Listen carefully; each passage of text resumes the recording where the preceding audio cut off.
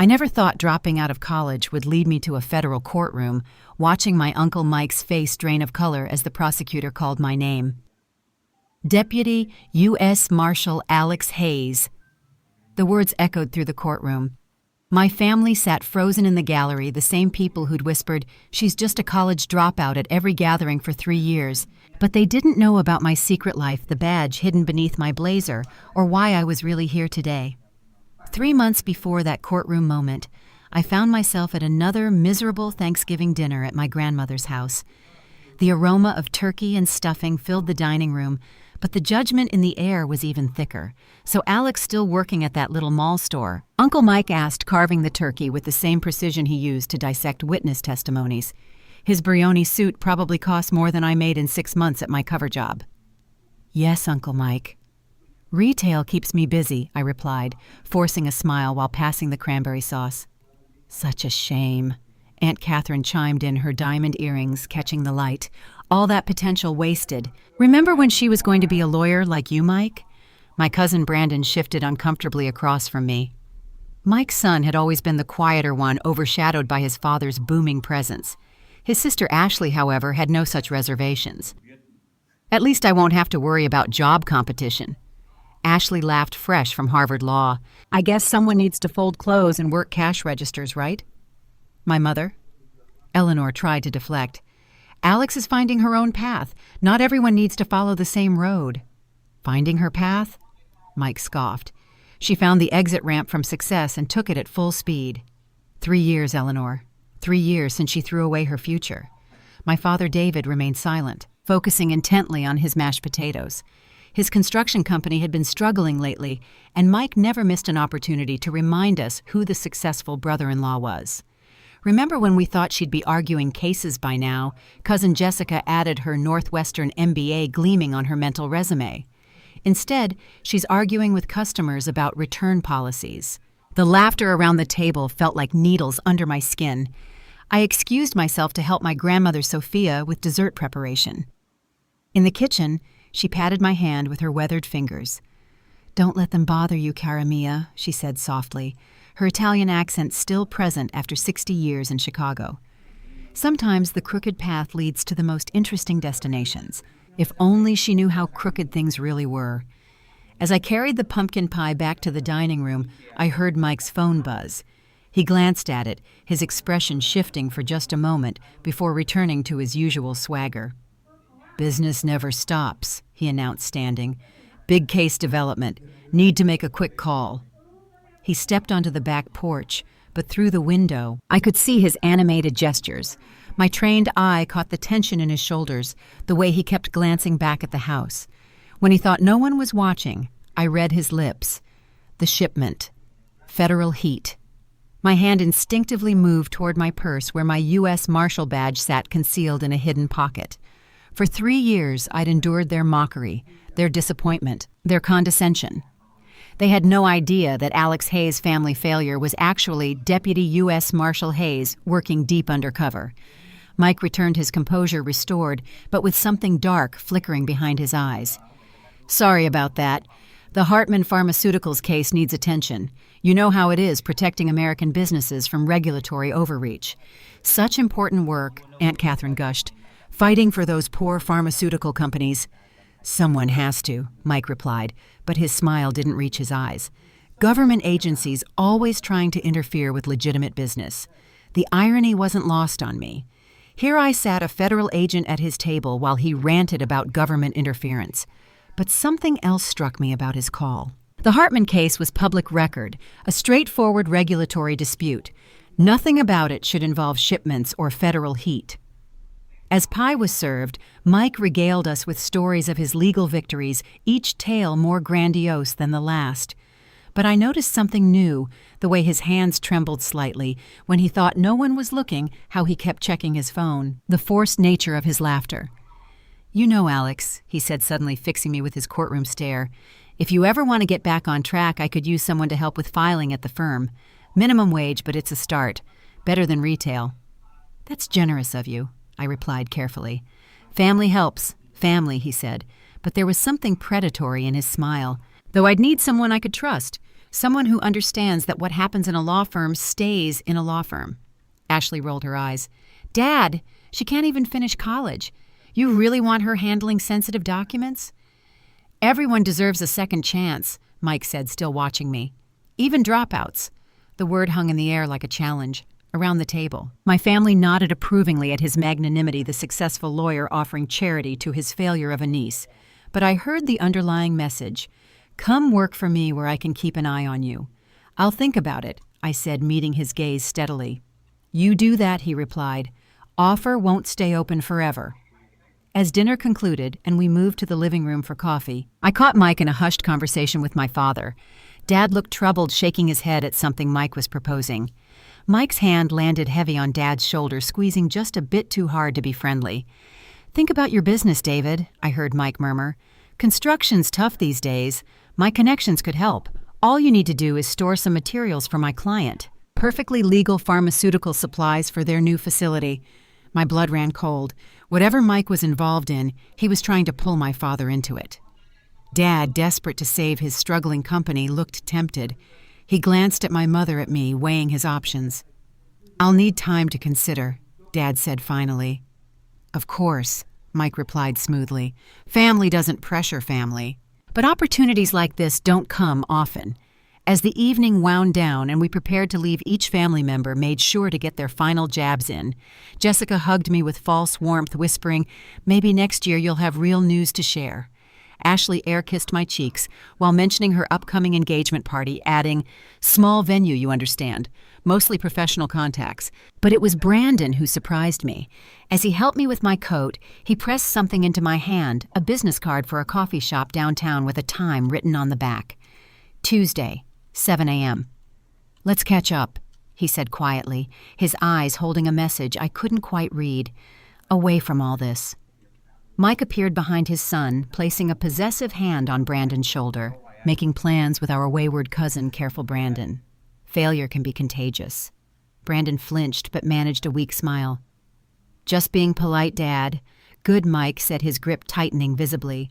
Remember what we discussed about associations? Image matters in our profession. As we walked to our cars, my mother linked her arm through mine. I'm proud of you, she whispered, no matter what they say. If she only knew what I was really doing, would she still be proud? Or would she see me as the ultimate betrayer, bringing down the family from within? I drove home through the Chicago streets, my mind racing. Mike was dirty. Every instinct I'd developed in 3 years of investigation screamed it. The pharmaceutical case, the shipment, the federal heat, trying to involve my father's construction business, all pieces of something larger. At my small apartment, I immediately logged into my secure system and began documenting everything. My handler, Senior Marshal Diaz, would want a full report. Michael Corbin, prestigious defense attorney, and my uncle had just become our primary suspect. But as I typed, I couldn't shake the image of my family gathered around that table, oblivious to the danger in their midst. They thought I was the failure, the disappointment, the cautionary tale they told their children. They had no idea I was the one thing standing between them and the darkness Mike was bringing to our door. The irony was bitter. I'd dropped out of law school because I'd witnessed corruption, unable to stomach professors taking bribes and fixing cases. My family saw it as weakness, as giving up when things got tough. They never knew I'd reported it to the authorities, that my life had been threatened, that the U.S. Marshals had recruited me specifically because of my integrity and analytical skills. Now, 3 years later, I was about to bring down the very person who'd mocked me most. But at what cost? This wasn't just any criminal organization I was infiltrating. This was my blood, my history, my identity. My phone buzzed. A text from an unknown number.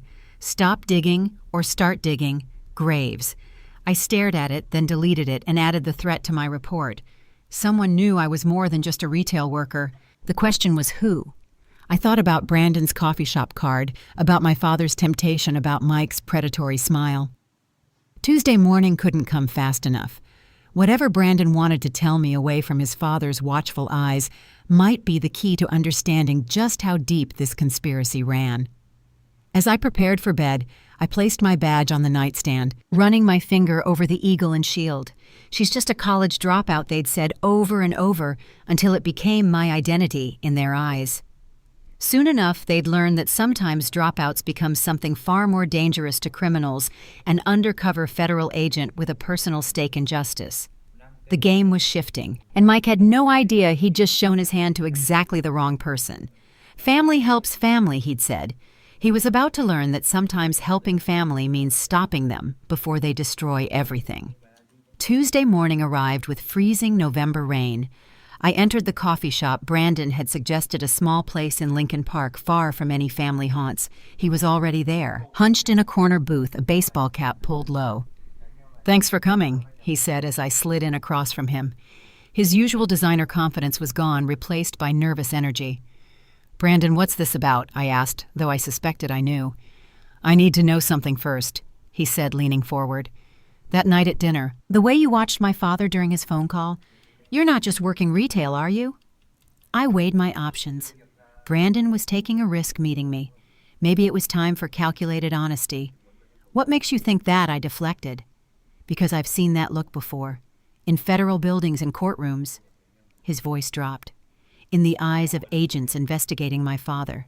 My pulse quickened, but I kept my expression neutral. "That's quite a leap." "Is it?" Brandon pulled out his phone, showing me a photo security footage of me entering the federal building downtown, a timestamp from 2 weeks ago. "I have a friend who works security there. Recognized you mentioned it casually. Said you went to the marshal's floor." The coffee shop suddenly felt very small. If Brandon knew, who else might? "Why are you showing me this?" I asked carefully. "Because I need help," he said, his voice cracking. "And I think you're the only family member who might actually be able to provide it." Before I could respond, he continued in a rush.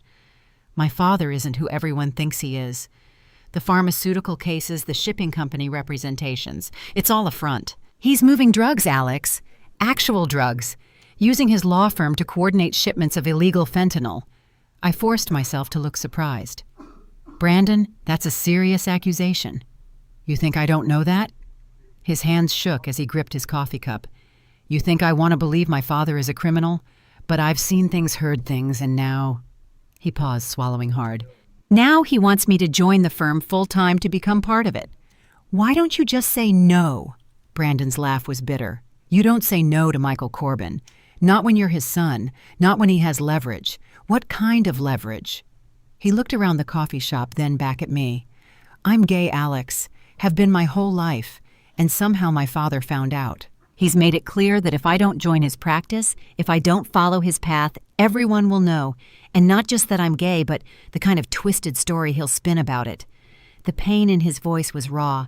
In our family, in Mike's world of traditional values mixed with cutthroat ambition, this would be devastating for Brandon. "He can't force you," I started, but Brandon cut me off. Then he showed me photos of me with my boyfriend taken by a private investigator. He has recordings documents. Says he'll not only out me, but destroy anyone I've ever cared about. Tears gathered in his eyes. "I can't let him hurt Thomas or my mother. She doesn't know about any of this." I reached across the table, taking his hand. "Brandon, I need you to listen very carefully. You were right. I'm not just working retail."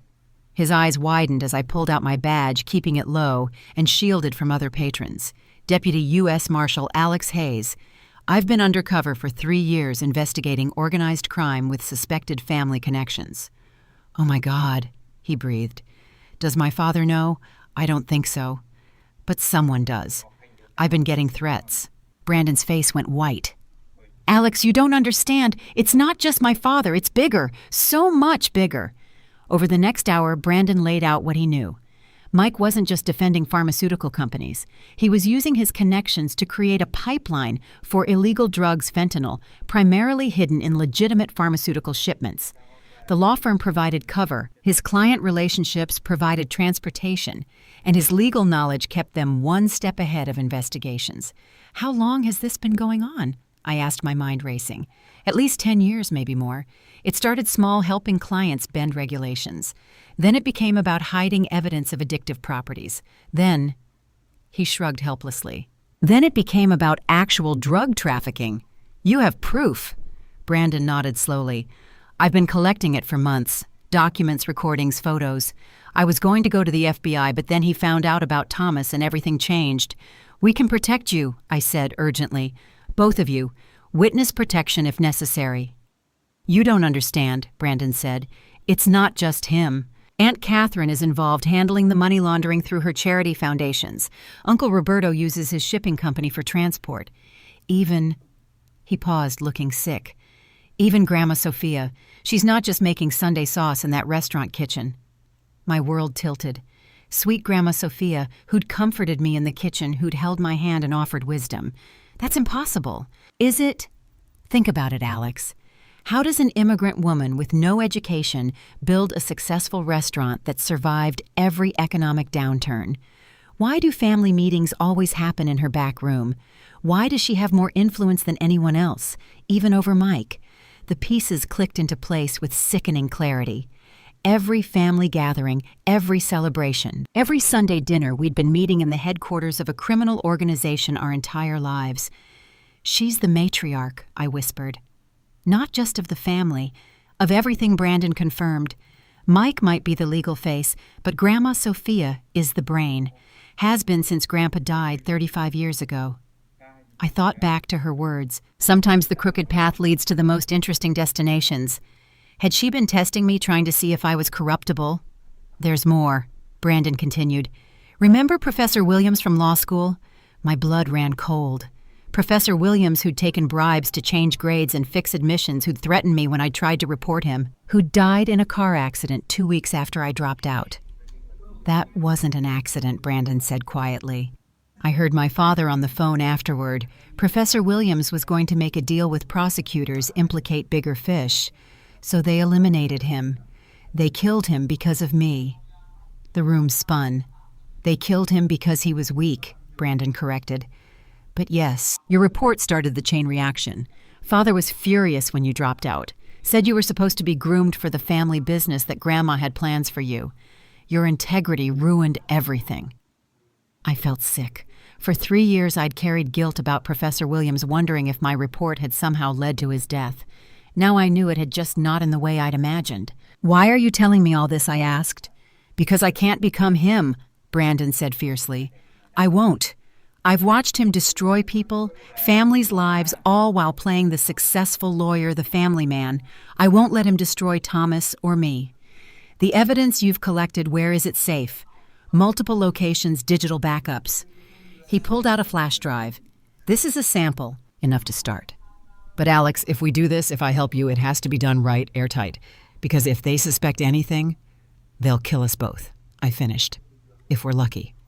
You don't know what they do to traitors, what Grandma Sophia considers appropriate for family who betrays family." I took the flash drive, feeling its weight despite its tiny size. "We'll need to move carefully, build the case methodically. Can you keep playing along for now? I have to. Father expects me to start at the firm next month. If I refuse or delay, he'll get suspicious. Then we have a timeline. Brandon, I promise you we'll get through this. You and Thomas will be safe." He laughed bitterly. "Safe. We're about to take down the Rossi crime family. Our family. Safety is relative. Safety is..." As we prepared to leave, going separately to avoid suspicion, Brandon grabbed my arm. "There's one more thing. Your father's construction company. They're already using it." "What?" "Last month. 3 shipments of building materials that went to a warehouse Dad controls. Your father doesn't know what was really in those crates. But if this goes down, he'll be implicated unless we can prove his innocence." Rage flooded through me. They were setting up my father, the one truly good person in this mess, as a potential fall guy. Mike had sat at our Thanksgiving table offering help while already using Dad's company for drug smuggling. "We'll protect him," I said firmly. "Whatever it takes." Brandon nodded, then surprised me by pulling me into a fierce hug. "I'm glad it's you," he whispered. "If anyone can stop them, it's the family disappointment they never saw coming." I left the coffee shop first, taking a circuitous route back to my apartment. The flash drive felt like it was burning a hole in my pocket. 3 years of undercover work, and in one morning, my cousin had provided more intel than I'd gathered in all that time. At my apartment, I immediately contacted Diaz through our secure channel. "We need to meet. The situation has escalated dramatically." 2 hours later, in a secure federal facility, I laid out everything Brandon had revealed. Diaz, normally unflappable, looked stunned. Your entire family, he asked. Not all, I corrected. My parents are clean. Brandon's turning state's evidence. But the core family structure is compromised. This changes everything, Diaz said, studying the initial data from Brandon's flash drive. We're not looking at a simple drug trafficking case. This is a multi-generational organized crime family operating under everyone's noses, with a sweet grandmother as the godmother. I added bitterly, we'll need to bring in DEA, FBI, possibly ATF, if there are weapons involved. Diaz continued, already planning. This is going to be a joint task force operation. Sir, my father's company. We'll ensure he's protected, Diaz assured me. If he's been unwittingly used, we'll make that clear. But Alex, you understand what this means. You'll be testifying against your own family, your grandmother, uncle, aunts, cousins. This will destroy the Corbin Rossi name. They destroyed themselves, I said firmly, the moment they chose crime over legitimate success. Diaz studied me. When I recruited you 3 years ago, after the law school incident, I saw potential. Your analytical mind, your integrity, your determination. But I never imagined we'd be here. Neither did I. I admitted. I thought maybe Mike was dirty, maybe a few others. Not this. Are you prepared for what comes next? The danger will be exponential once they realize we're closing in. And if they discover your identity or Brandon's cooperation, we're already dead. I finished. I know. But we don't have a choice. They're poisoning communities with fentanyl, destroying families, all while wearing the mask of respectability. Diaz nodded. Then we proceed, carefully, methodically. We'll need to place Brandon under protective surveillance without alerting Mike. You'll need to maintain your cover more carefully than ever. One slip, there won't be any slips, I promised. But as I left the facility, the weight of what lay ahead pressed down on me. Sunday dinners at Grandma Sophia's would never be the same because soon there wouldn't be any. The family that had mocked me for being a dropout was about to learn exactly what I'd become instead. My phone buzzed. A text from Mom. Your father is considering Mike's business proposition. Please talk to him. I have a bad feeling. If she only knew how right her instincts were. I texted back, I'll come by tonight. We need to talk. The conversation with my parents would be delicate. I couldn't reveal my identity yet, but I had to stop Dad from getting deeper into Mike's operations. The construction company had already been used. We couldn't afford more complications. As I drove to my parents' house, I thought about the journey from disillusioned law student to federal agent. Everyone thought I'd given up when faced with corruption. Instead, I'd found my true calling. The family failure was about to become the family's reckoning. The Rossi crime family had operated for decades, hidden behind law degrees, charity foundations, and Sunday dinners. They'd groomed children for crime while preaching family values. They'd murdered those who threatened their empire while attending church each week. But their biggest mistake was underestimating the dropout. They saw my leaving law school as weakness, never realizing I'd left to become something far more dangerous to their criminal empire, an honest cop with inside access to their deepest secrets. The real investigation was just beginning, and I had the perfect partners in Brandon and the federal government. Together, we would dismantle the Rossi empire piece by piece until nothing remained but justice. The construction site loomed dark against the Chicago skyline. At 2 o'clock in the morning, my father's legitimate business was supposed to be empty, but intel from Brandon suggested otherwise. 3 trucks scheduled for tonight. Marshal Thompson whispered beside me. We were positioned on a neighboring rooftop surveillance equipment trained on the warehouse below. Your cousin says they're using your dad's site as a transfer point. I adjusted my night vision goggles, stomach churning. He doesn't know. My father would never.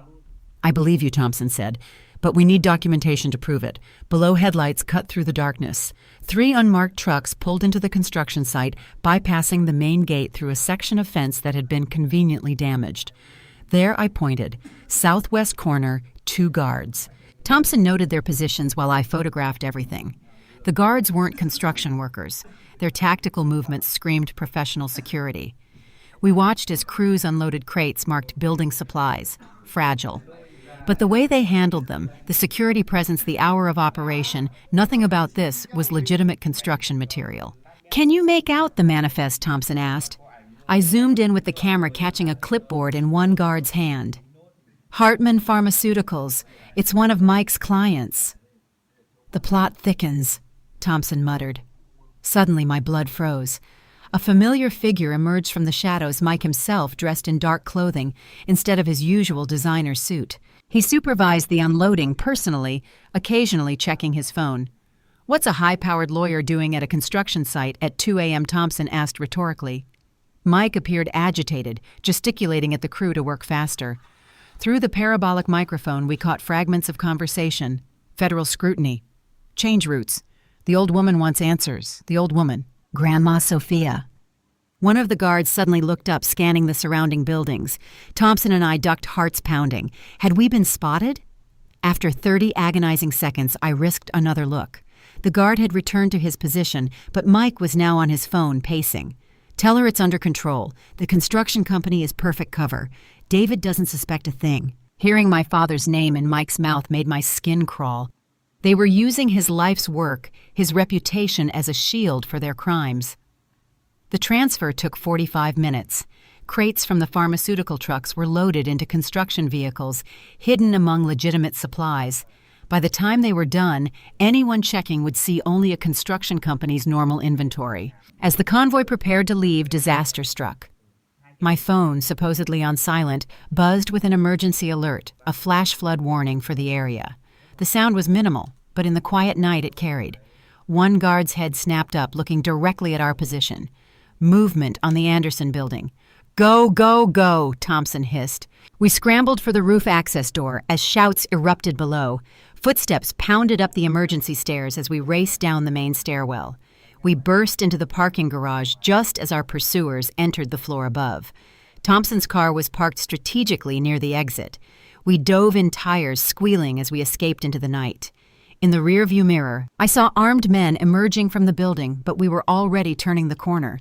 "That was too close," Thompson said, hands steady on the wheel despite the adrenaline. "But we got what we needed," I replied, checking the camera's memory card. Evidence of Mike personally overseeing drug transfers through my father's property. They'll increase security now, maybe change locations. "Maybe," I said, "but Mike is arrogant. He thinks he's untouchable." I thought about the family dinners, the mockery. He wouldn't abandon a perfect setup just because of one possible sighting. Back at the federal building, we uploaded everything to the secure servers. The images were damning Michael Corbin, defense attorney, to pharmaceutical companies personally supervising midnight drug transfers. Diaz reviewed the footage with grim satisfaction. "This connects him directly. No more hiding behind legal privilege. We need to warn my father," I said urgently. "If they're setting him up as a fall guy—" "Not yet," Diaz cautioned. "One word to your father and his reaction could tip off Mike. We need more evidence first. We need to map the entire network." I understood the logic, but hated it. Every day my father remained ignorant was another day his company accumulated liability. The next evening, I attended Ashley's engagement party, a small affair with 200 guests at the Drake Hotel. I played my role perfectly, the underdressed cousin in discount clothing, uncomfortable among the elite. Alex Ashley air-kissed me with practiced insincerity. "So glad you could make it. I know the ticket price was steep, but family is family." I'd paid the $500 suggested donation without blinking. The Marshal Service had a fund for operational expenses, but I let Ashley think I'd scraped together pennies. "Your ring is beautiful," I offered, noting the massive diamond that probably cost more than most people's houses. 3 carats, she preened. "James is a partner at Goldman Sachs. We like to do things properly." As she fluttered away to greet more important guests, I circulated, playing the awkward relative while actually mapping the room. Mike held court near the bar with Judge Harrison and Commissioner Davies hanging on his every word, both men Brandon had identified as being on the Rossi payroll. I slipped toward the coat check, pretending to look for the bathroom. The attendant was busy with new arrivals, giving me seconds to plant listening devices in strategic coats, Mike's cashmere overcoat, Catherine's fur, stole Roberto's leather jacket. "Lost a voice?" asked behind me. I turned to find Brandon looking miserable in his tuxedo, just trying to find the ladies' room. "This way," he said loudly, then whispered. "Dad's planning something big. All the key players are here tonight." He guided me past the bathrooms to a service corridor. In an hour, they're having a family meeting in the presidential suite. Grandma's orders. "Can you get in? I have to." I'm being officially brought into the business tonight." His face was pale. "Dad says it's time I learned the real family trade. Brandon, that's perfect. We need someone inside that meeting." "Perfect," he laughed bitterly. "I'm about to be inducted into a crime family at my sister's engagement party while my boyfriend thinks I'm at a boring family event." I gripped his shoulders. "You're saving lives. Every shipment we stop, every dealer we arrest, that's families who won't lose someone to fentanyl." He nodded, straightening his bow tie. "The wire you gave me is in place. Just pray they don't sweep for bugs. Sophia's old school. She doesn't trust technology enough to fear it." We returned to the party separately. I endured another hour of condescension with Jessica, regaling me with tales of her latest promotion, while I smiled and nodded. All the while I watched the key players begin to drift away. Mike, Catherine, Roberto, and a dozen others I now recognized as middle management in the Rossi organization. At precisely 9 p.m., my phone buzzed. Brandon's wire was live. Through my earpiece, I heard chairs scraping glasses clinking.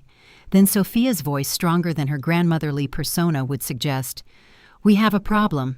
She began without preamble. "Someone was watching the construction site last night." Mike's voice. "Probably kids or homeless people." "Mama, kids don't have military-grade surveillance equipment," Sophia snapped. "Roberto's men found lens caps from professional cameras." My blood chilled. We'd been more compromised than we thought. "Federal agents?" Catherine asked nervously. "Most likely, which means someone talked." "Someone in this room in this family is a rat." The silence was deafening. Through Brandon's wire, I could hear his elevated breathing. Now Sophia continued, her voice deadly calm. "I've run this family for 35 years. I've buried husbands, sons, enemies, but I've never had to bury a traitor from my own blood. Don't make me start now," Mama Mike said. "We've all proven our loyalty. Maybe it's someone lower level. The drivers, the warehouse workers. No, this was targeted. They knew exactly when and where to look." A pause. "Brandon?" "Yes, Grandma." His voice was steady, but I knew the fear he must be feeling. "You're joining us tonight, taking your place. But first you'll prove your loyalty.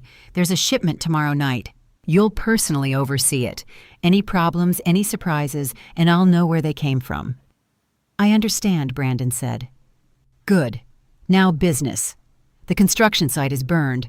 We move operations to the Cicero warehouse. Catherine launder the last month's profits through the children's charity. The cancer one always tugs heartstrings. Roberto, your ships from Vancouver arrive Thursday. Make sure customs is handled. For the next hour, I listen to my family plan crimes like others, plan vacations, drug shipments, money laundering, bribery, and worse. When they discussed whether a problematic dock worker should have an accident, I had to bite my lip to keep from screaming. Finally, the meeting ended. Through Brandon's wire, I heard Sophia approach him. "You're a smart boy," she said softly. "Like your cousin Alex. Was too smart sometimes. Don't make her mistake." What mistake was that grandma choosing law over family? She could have been my successor. Instead, she's folding shirts at Macy's. Sophia's voice hardened. But at least she's alive. If she'd gone to the authorities about that professor, if she'd pushed harder, well, accidents happen. Accidents. Even to family. The threat was clear. They'd killed Professor Williams partly as a warning to me. Stay quiet, stay away, stay alive. "I choose family," Brandon said firmly. "Always. Good boy. Now go back to your sister's party. Smile, dance, be normal. Tomorrow you begin real life." The wire went dead as Brandon removed it in a bathroom stall, flushing it as instructed. I remained at the party another hour, playing my role, even as rage and fear battled inside me. As I prepared to leave, Mike cornered me by the elevator. "Alex. Good to see you making an effort tonight. It's Ashley's big day," I managed. "Indeed. Family milestones matter." He studied me with those predator eyes. "I heard you visited your father's construction site last week, nostalgic." My heart hammered, but I forced a laugh. "Just dropping off lunch. Dad works too hard." "Yes, he does. Tell me, have you noticed anyone unusual around the sites? We've had some security concerns." "Unusual," I played dumb. "Like what?" "Oh, people taking pictures, asking questions. Industrial espionage is real in construction." His smile was sharp. "If you see anything, family should tell family. Right? Of course, Uncle Mike. Good girl. Oh, and that job offer stands. I could use someone with your attention to detail. The elevator arrived, saving me from responding. As the doors closed, I saw him watching me, calculation in his eyes. Did he suspect, or was he just naturally paranoid? Outside Chicago's wind cut through my thin coat. I walked several blocks before hailing a taxi, then switched to the L, then walked again. Basic counter surveillance, but necessary now. At my apartment, I found Marshal Thompson waiting. Brandon's wire picked up everything. We have enough for warrants. Not yet, I said. They're moving operations tomorrow. If we hit them now, we only get part of the network. But if Brandon can document the new warehouse, you're asking him to go deeper. The danger? I know. I slumped on my couch, exhausted. But we need the whole organization, every player, every route, every connection. Otherwise, they'll just rebuild. Thompson nodded reluctantly. Diaz wants you to know we've put extra protection on your parents, discreet surveillance just in case. They threatened me tonight. Indirectly, but the message was clear. They killed Williams partially as a warning to me, all the more reason to end this quickly. After Thompson left, I sat in my dark apartment processing everything. My family, my blood was a cancer on this city. They pushed poison while preaching family values. They corrupted officials while attending charity galas. They threatened death while serving Sunday dinner. My phone buzzed. Brandon survived. They bought it. Tomorrow's shipment is huge. 50 million street value. Can't do this much longer. I typed back one more day. Then we end this. Stay strong. But even as I sent it, I wondered if we'd all survive what was coming. The Rossi crime family had lasted 3 generations by eliminating threats ruthlessly. Now, their greatest threat was inside wearing their blood carrying their name. The family disappointment was about to become their destruction. But first we had to survive tomorrow night. The abandoned Peterson Industrial Complex sprawled across 30 acres of Chicago's southeast side. At 1 a.m., I crouched in the shadows of a rusted shipping container, watching my father's construction trucks roll through the gate. My heart ached seeing Hayes Construction building Chicago's future, painted on their sides, now twisted into service for the family's crimes. Marshal Thompson's voice crackled through my earpiece. Perimeter team in position. Brandon's wire is live. Through night vision goggles, I tracked Brandon emerging from a black Escalade flanked by Mike's security team. Even from a distance, his body language screamed discomfort as hardened criminals treated him like the boss's son. Listen up. Mike's enforcer Salerno barked at the assembled crew. Mr. Corbin's son is running point tonight. You show him the same respect you show his father. I switched to thermal imaging counting bodies. 23 criminals, not including Brandon. Armed guards at every entrance, rooftop sentries, even boats patrolling the adjacent river. This wasn't just security, it was an army. Federal teams standing by Diaz's voice joined the channel. Remember, Hayes, we're gathering intelligence only. No heroics. Easy for him to say. He wasn't watching his family's legacy being perverted into a drug empire. Through Brandon's wire, I heard him trying to project authority. Let's make this efficient. I want everything transferred within the hour. Yes, sir, Mr. Corbin, someone responded, and I caught the slight mockery in the tone. They saw him as playing dress-up in Daddy's world. The trucks backed up to a massive warehouse. As doors rolled open, forklifts emerged carrying pallets. In the glare of floodlights, I saw crates identical to those from 2 nights ago.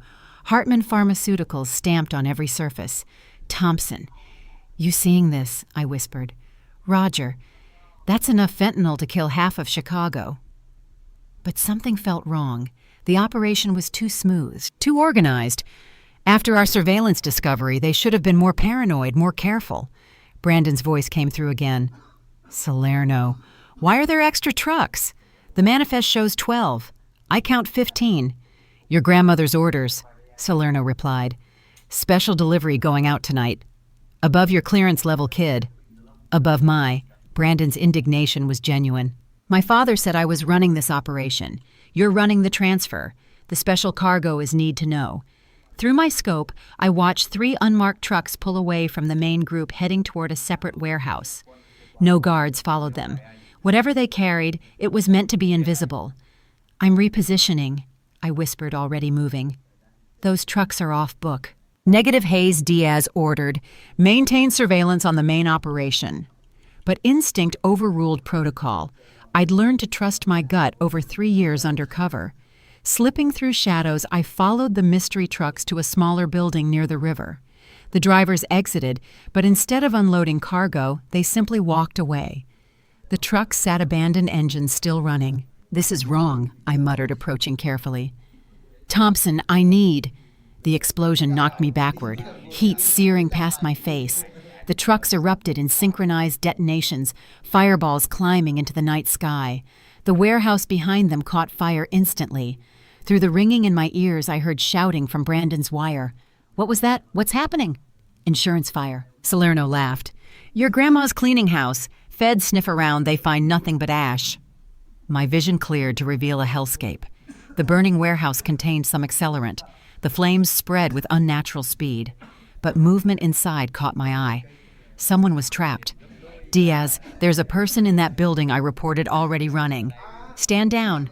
Fire department is en route." But I saw the figure collapse near a window. No time. I wrapped my jacket around my face and kicked in a side door. Smoke billowed out thick and toxic. Dropping low, I crawled toward where I'd seen the movement. The heat was overwhelming. Debris rained from the ceiling as support beams groaned. Through the smoke, I found him a security guard, probably hired to watch the building without knowing its purpose, unconscious and bleeding from a head wound. I dragged him toward the door muscles, screaming. A beam crashed behind us, showering sparks. The exit seemed miles away. My lungs burned, vision tunneling. Then hands grabbed us both, Thompson ignoring protocol to pull us to safety. We collapsed on the muddy ground 50 feet from the inferno, gasping clean air. "You idiotic, heroic fool!" Thompson coughed even as he checked the guard's pulse. "He's alive!" Sirens wailed in the distance. Back at the main warehouse, chaos reigned. Through Brandon's wire, we heard Mike screaming at Salerno. "You were supposed to wait for my signal. My son was almost in the blast radius." "Your mother's orders supersede yours," Salerno replied coldly. "Maybe keep baby boy away from real work. I'll handle my mother. You just cost us a clean operation." But Sophia's voice cut through, transmitted from a speakerphone. "Michael, shut up. The warehouse was always meant to burn. Federal eyes were on it since 2 nights ago." My blood chilled. She'd known about our surveillance. "Then why run the transfer?" Mike demanded. "To see who would show up. To test loyalty. To send a message." Her voice hardened. "Someone leaked our location. Someone in the family. The fire destroys evidence, but more importantly, it tells the rat we know they exist. You think it's someone here tonight?" "I think," Sophia said slowly, "that it's convenient how Brandon pushed to be part of operations, just as federal scrutiny increased, how my brilliant granddaughter dropped out of law school right before she could have been useful, how David's construction company became our perfect cover, almost like someone suggested it knowing it would protect him."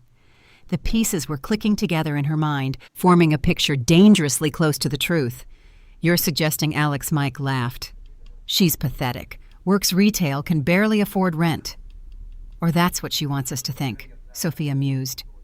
"Tell me, when did you last verify her employment? Check her apartment. Follow her movements." Silence from Mike. My cover built on family contempt and assumptions suddenly felt tissue thin. Mama Catherine's voice joined the call. "You're being paranoid. Alex is harmless. I saw her at Ashley's party, awkward as always." "Harmless people don't survive what she survived," Sophia said. "Professor Williams was going to kill her for reporting him, yet she walks away unscathed, drops out, and disappears into minimum wage work. No ambition, no anger, no attempt at revenge. She was unraveling 3 years of careful construction with a grandmother's intuition and a criminal's paranoia." "What do you want us to do?" Mike asked. "Bring her to me. Tomorrow, family dinner. Tell her it's important that I'm ill. Play on her emotions. And if she refuses, then we have our answer." "Brandon, you still there?" "Yes," Grandma Brandon managed, voice steady despite everything. "You did well tonight. Asking the right questions, showing backbone. Your father could learn from you." "Thank you, Grandma. Come see me tomorrow before dinner. We'll discuss your future in the organization." The call ended. Through Brandon's wire, I heard him excuse himself to the bathroom where he promptly vomited. "Did you hear all that he whispered to the wire?" Thompson and I were already moving, supporting the injured guard toward the arriving paramedics. Fire crews battled the inferno while police established a perimeter. In the chaos, we melted away. "Your cover's blown," Diaz said bluntly once we reached the federal building. "Sophia's suspicious enough to test you. You can't go to that dinner. If I don't, she'll know for certain," I argued. Running confirms her suspicions. Going might mean death. She won't kill me at Sunday dinner. Not without proof. Sophia's old school. Family blood requires evidence before spilling. "That's a hell of a gamble," Thompson said, wincing as medics treated his smoke inhalation. "The whole operation's been a gamble." I turned to Diaz. "We're close. Brandon's on the inside. We have enough evidence for arrests, but we need the whole network. One dinner wearing a wire getting Sophia talking. It could seal everything. Or you could disappear," Diaz countered. "These people killed a professor for threatening to talk. You think they'll hesitate with you? They killed him because he was weak outside the family. I'm blood. It's different." But even I heard the uncertainty in my voice. Family meant everything to Sophia until it didn't. Until loyalty trumped blood. My phone buzzed. "Mike, Alex. Grandma is not feeling well. She specifically asked for you at dinner tomorrow. Family should be together in difficult times." The trap baited with emotional manipulation. I typed back, "Of course, what time? 3 p.m. Don't be late." Diaz sighed. "If you're doing this, we need contingencies. Full surveillance team SWAT on standby. The moment anything goes sideways, you move in." I agreed, but carefully. My parents will be there, innocent family members who still don't know the truth. Speaking of which, Thompson interjected, "We need to brief your father soon. His company's been used in multiple felonies. Even unaware he needs legal protection." "After tomorrow," I said. "Either we'll have Sophia admitting everything on tape or, well, it won't matter what my father knows." The rest of the night blurred together equipment checks, wire tests, strategy sessions. Brandon reported in confirming he'd survived the evening, but warning that Salerno was suspicious of him now, too. As dawn broke over Chicago, I stood at my apartment window, possibly for the last time. 3 years of hiding in plain sight, enduring mockery and disappointment, building a case that could destroy my own family. It all came down to Sunday dinner with a grandmother who might be planning my death. The girl who'd fled law school corruption was walking back into the devil's kitchen. But this time, I carried a badge, a wire, and the weight of justice. Sophia Rossi had built an empire on family loyalty and brutal efficiency. Tomorrow I'd test which one mattered more. The dropout granddaughter would either emerge with evidence to topple kingdoms or vanish like everyone else who'd threatened the family business. My phone rang. "Mom, sweetheart, are you coming to dinner tomorrow?" Grandma specifically asked. "I'll be there, Mom." "Good. It's been too long since the whole family gathered. And honey, maybe wear something nice. Your grandmother mentioned wanting family photos. Family photos or crime scene evidence tomorrow would tell. I'll wear my best, Mom. Promise." As I hung up, I touched my marshal's badge, then the small cross I'd worn since childhood. Tomorrow, I'd need all the protection I could get, legal and divine. The family disappointment was heading home, and hell was coming with her. Ashley's wedding planning brunch at the Peninsula Hotel was the last place I wanted to be, but refusing would have raised suspicions before tonight's dinner. I arrived in my nicest dress, still clearly department store, not designer clutching a gift bag with a modestly priced place setting. Alex Ashley's voice dripped false sweetness as she air-kissed me. "So thoughtful of you to come despite, well, everything." The ballroom overflowed with white flowers and Chicago's social elite. Ashley's bridesmaids clustered like expensive birds of paradise while I found a seat at the family table's far end. "Don't you look comfortable?" Cousin Jessica observed, her Hermes bag placed strategically to showcase the logo. I suppose not everyone needs designer clothes to feel confident. I smiled blandly, activating the recording device hidden in my purse. If I was gathering evidence at my potential Last Supper, might as well start early. Catherine held court at the main table, her diamond tennis bracelet catching the light as she gestured. "The Rossi Foundation just pledged $5 million to Children's Memorial. It's so important to give back. Give back what you stole through drug dealing," I thought watching her preen. The children's charity Sophia had mentioned. Perfect money laundering wrapped in philanthropy. "Alex, dear," Catherine called out. "You should attend our next fundraiser. We could use volunteers to check coats." Laughter rippled through the room, the family failure relegated to servant status even at charity events. I bobbed my head gratefully, playing my part. But my real focus was on the subtle dynamics. 2 tables over men I recognized from surveillance photos sat with their trophy wife Salerno, looking uncomfortable in his suit. Roberto's shipping executives, Judge Harrison's wife. The criminal network disguised as wedding guests. My phone vibrated. Brandon Grandma moved our meeting to noon. She wants to prepare me before dinner. I'm scared. I typed back, recording, always. If something happens, check my cloud storage. Password is Thomas's birthday backwards. Nothing will happen. Stay strong. But my hands shook slightly as I set down the phone. Sophia was orchestrating something beyond a simple family dinner. Planning your next retail shift. Ashley appeared beside me, wedding binder in hand. I do hope you can get time off for the wedding, though. I understand if work won't permit it. I'll be there, I assured her. Wonderful. Oh, I've been meaning to ask. Still living in that studio apartment, James and I just bought a 3-bedroom in Lincoln Park, a pre-wedding gift to ourselves. Every barb was carefully calculated to remind me of my failure. Ashley had learned from Mike, words could wound as effectively as weapons. The brunch dragged on wedding dress discussions, honeymoon plans to Santorini, registry items that cost more than my monthly salary. Through it all, I smiled and nodded the grateful poor relation aloud at the rich family's table. But I noticed things they didn't. How Salerno's men were positioned at exits. How Roberto kept checking his phone, worry creasing his forehead. How Catherine's charity co-chair was the wife of a known cartel lawyer. As guests began leaving, Catherine cornered me. Alex, a word. We stepped onto a balcony overlooking Michigan Avenue. Catherine's perfectly manicured nails drummed against the railing. I've been thinking about your situation, she began, voice honeyed with false concern. 28 years old, no career, no prospects. It must be difficult. I manage, I said carefully. But you shouldn't have to just manage. You're a Rossi, even if diluted through your mother's side. She studied me with calculating eyes. I could help. The foundation needs someone to handle special projects. My pulse quickened. Was this a test from Sophia? A recruitment attempt? What kind of projects? Oh, discreet ones. Moving funds between accounts, ensuring donations reach the proper recipients. Someone trustworthy who understands that family business stays in the family.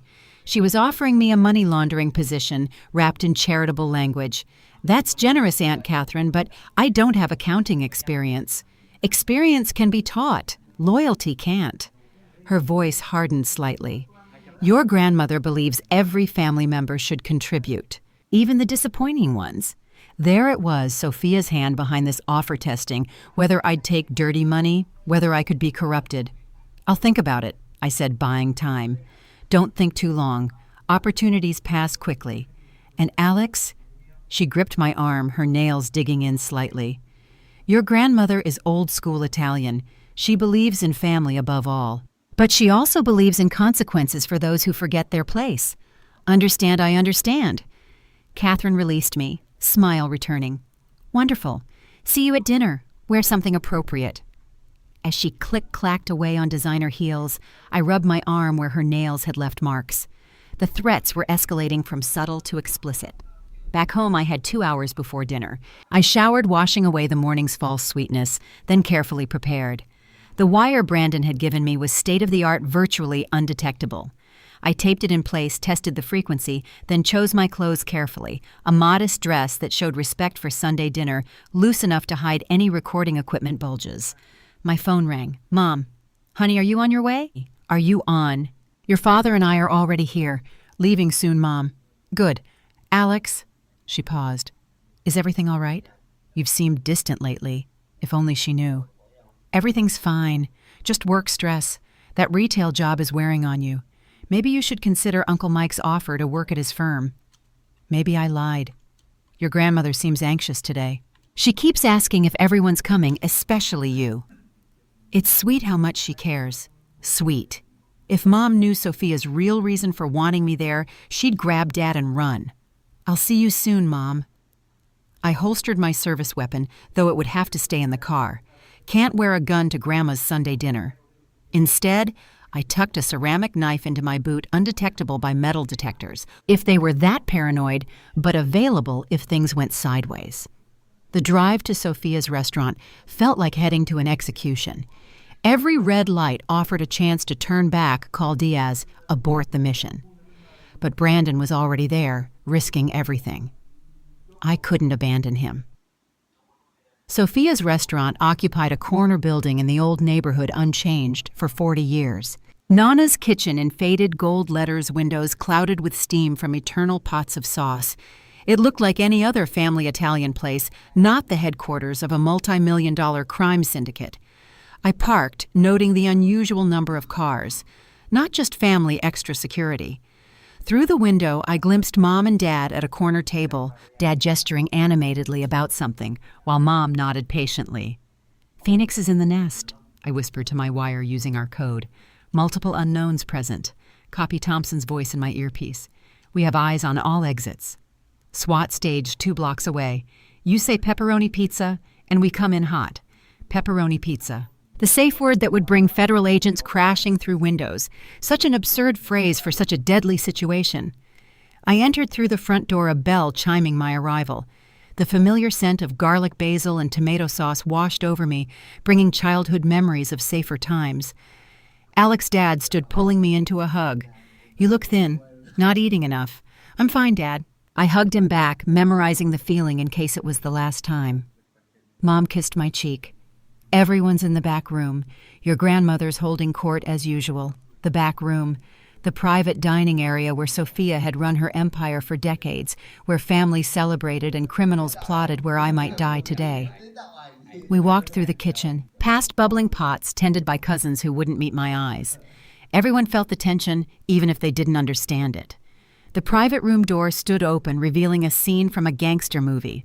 Sophia sat at the head of the long table, regal in a black dress and pearls. Mike flanked her right, Catherine her left. The entire criminal hierarchy arranged by rank, with legitimate family members sprinkled between like camouflage. "Alex!" Sophia's voice carried surprising strength. "Come sit by me. The seat of honor or the defendant's chair?" I kissed her weathered cheek, smelling her familiar perfume mixed with something medicinal. "You look tired, Nonna," I said, using the childhood name. 78 years is tired," she replied, but her dark eyes remained sharp, but still strong enough to see my family together. Brandon sat across from me, suit impeccable, but stress visible in his rigid posture. He gave me the slightest nod. His wire was active. Before we eat, Sophia announced family business. The room fell silent. Servers, all family members, quickly exited. Salerno positioned himself by the door. My parents looked confused at the formal atmosphere. "We've been blessed," Sophia began, hands folded as if in prayer. "From nothing, we built something. From a small restaurant, we created an empire. Each of you plays a part." She gestured around the table. "Mike, my brilliant lawyer son. Catherine, who makes our money clean. Roberto, who brings goods across waters. All family, all loyal." "Always," Mama Mike affirmed. "But empires face threats. External ones we handle. Internal ones—" She paused dramatically. "Internal threats break my heart." The temperature seemed to drop. Mom reached for Dad's hand under the table. "Someone in this room," Sophia continued, "has been talking to federal agents. Someone I trusted, I raised, I loved, is trying to destroy us." Gasps around the table. Jessica dropped her wineglass, red spreading across the white tablecloth like blood. "That's impossible," Catherine protested.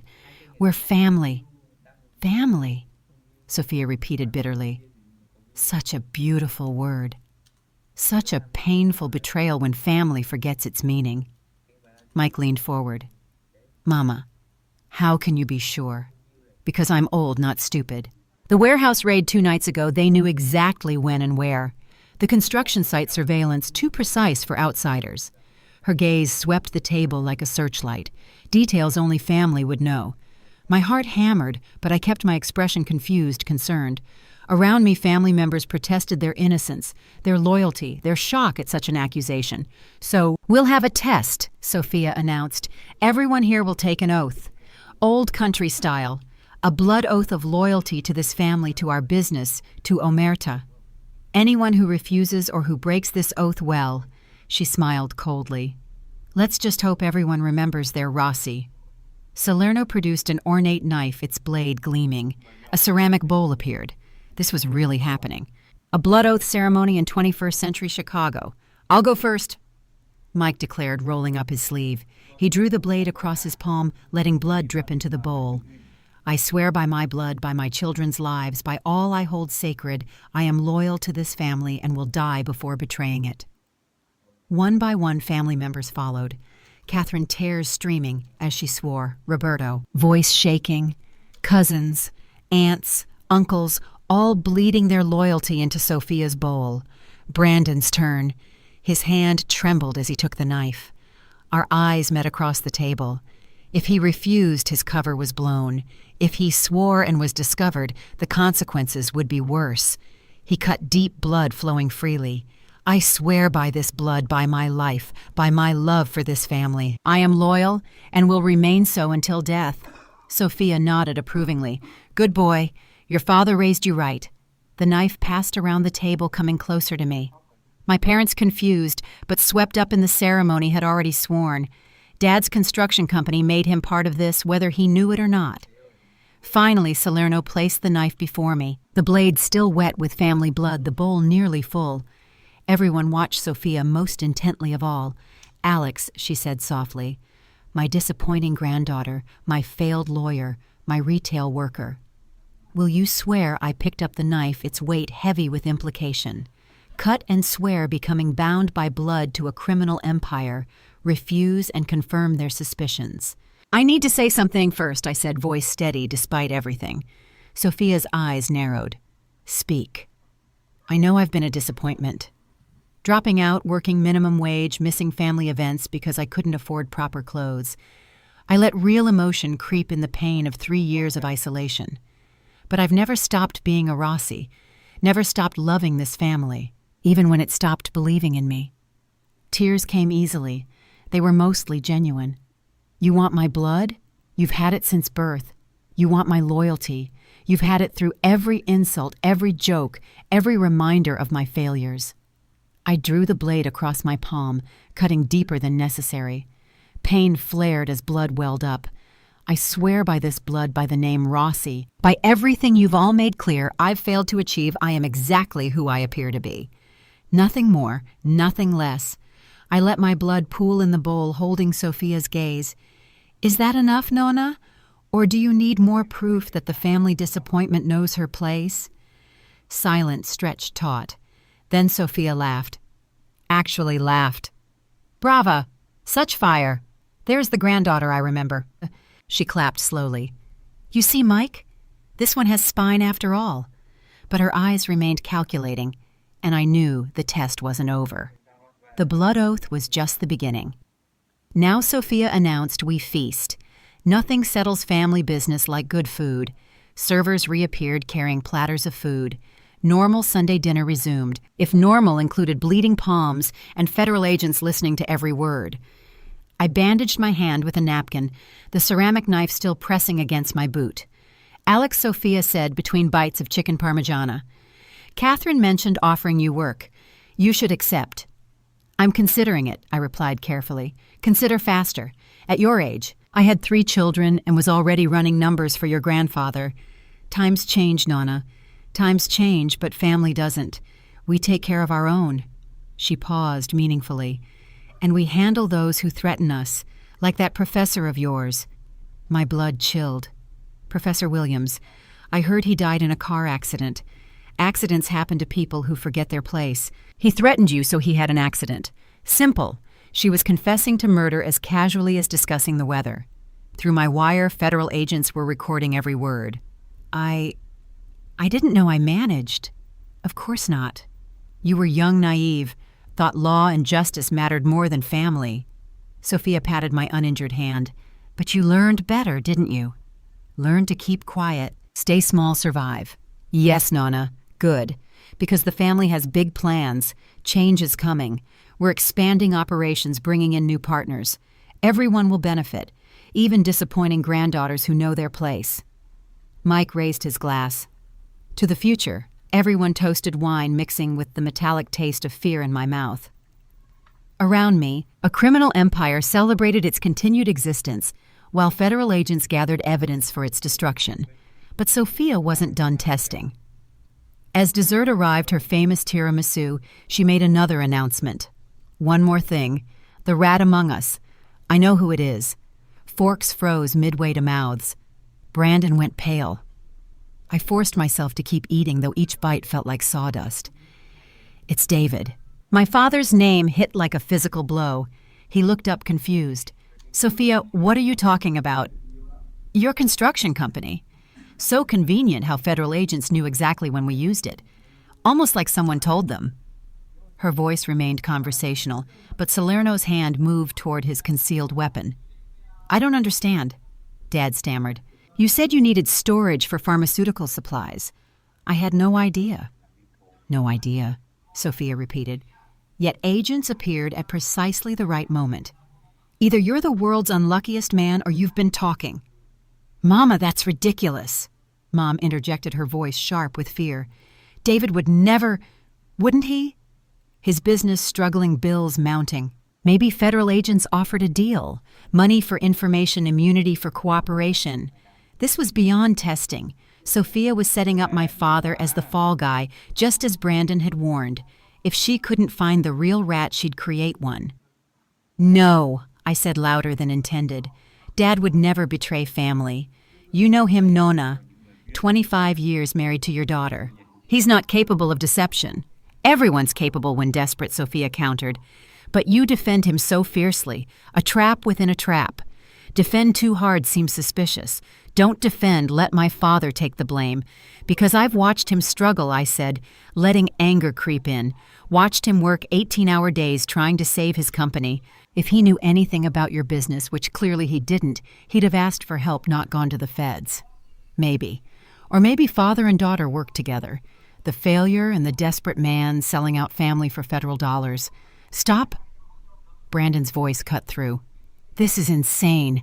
Grandma, you're seeing ghosts.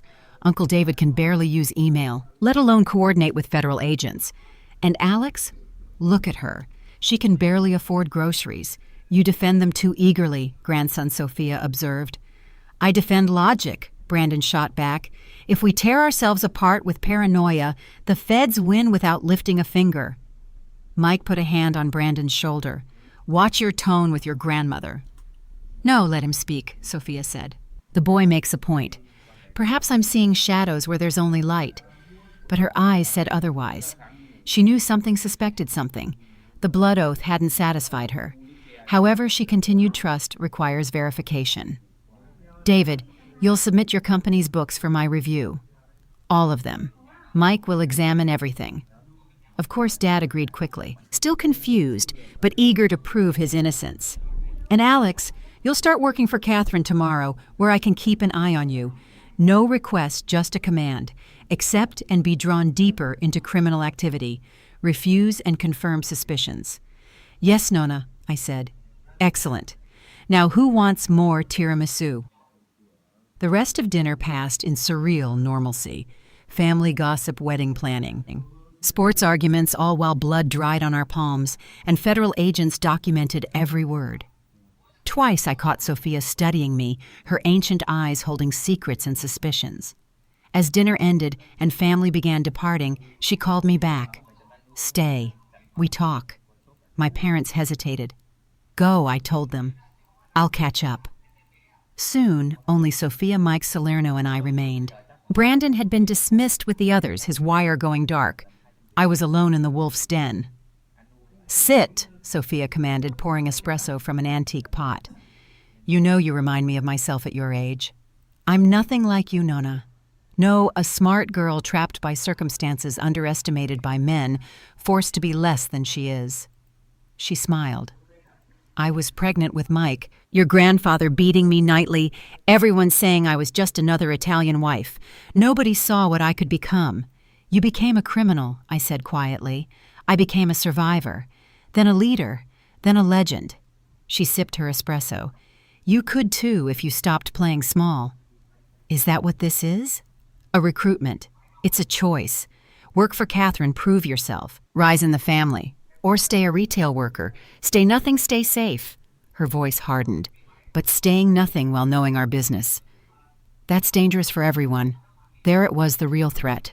Join us or die wrapped in a grandmother's concern. I understand, I said. Do you?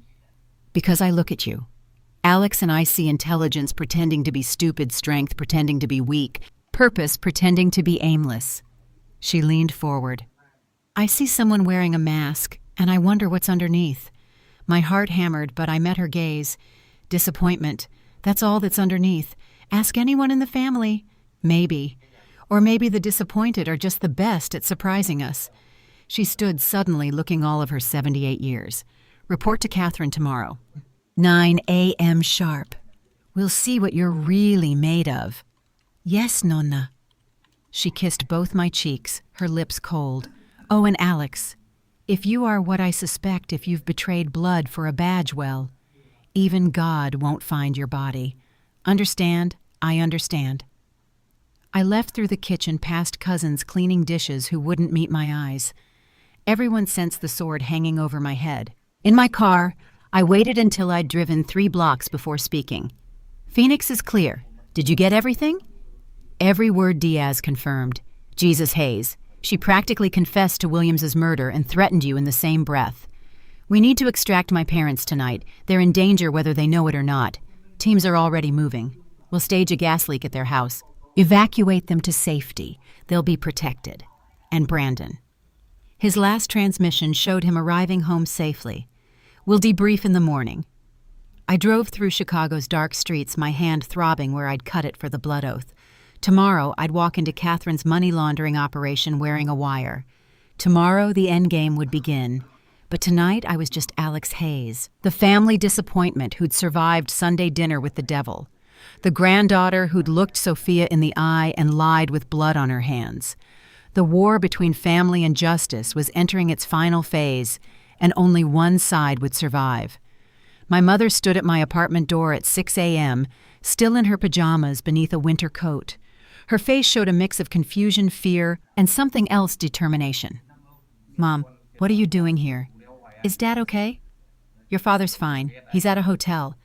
There was a gas leak, they said. Had to evacuate. She pushed past me into the apartment. But that's not why I'm here. I closed the door, my mind racing.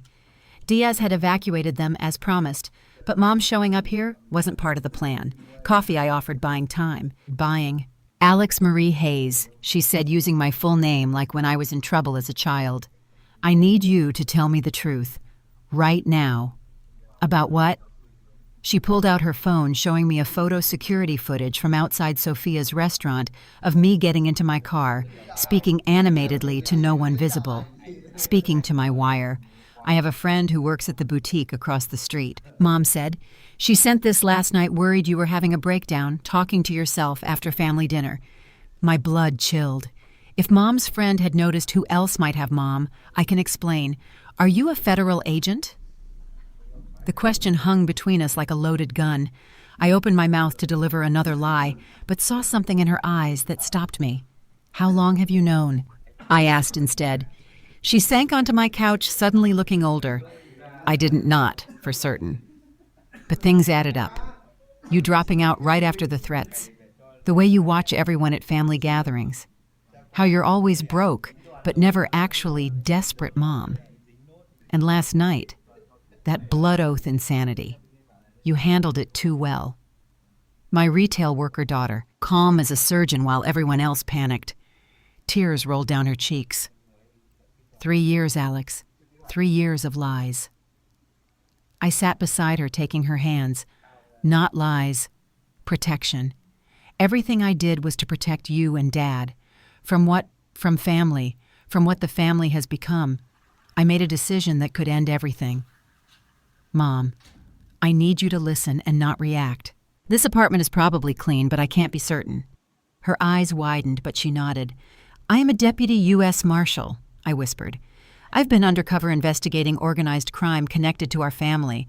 What Sophia runs isn't just a restaurant, it's a criminal empire. Drugs, money laundering, murder. No, Mom shook her head. That's impossible. Sophia makes sauce and tells stories. Mike is a lawyer. Catherine runs charities. All covers. Dad's construction company has been used to transport drugs. Those pharmaceutical supplies were fentanyl. The professor who died after I dropped out Sophia had him killed. Mom's face cycled through denial, shock acceptance, and finally anger. You're telling me I've been bringing my children to a crime boss for Sunday dinner, that my mother is a murderer. I'm sorry. I wanted to tell you so many times. Sorry. She stood pacing. My daughter has been risking her life for 3 years while I serve dessert to killers. And David, my husband's company, he doesn't know.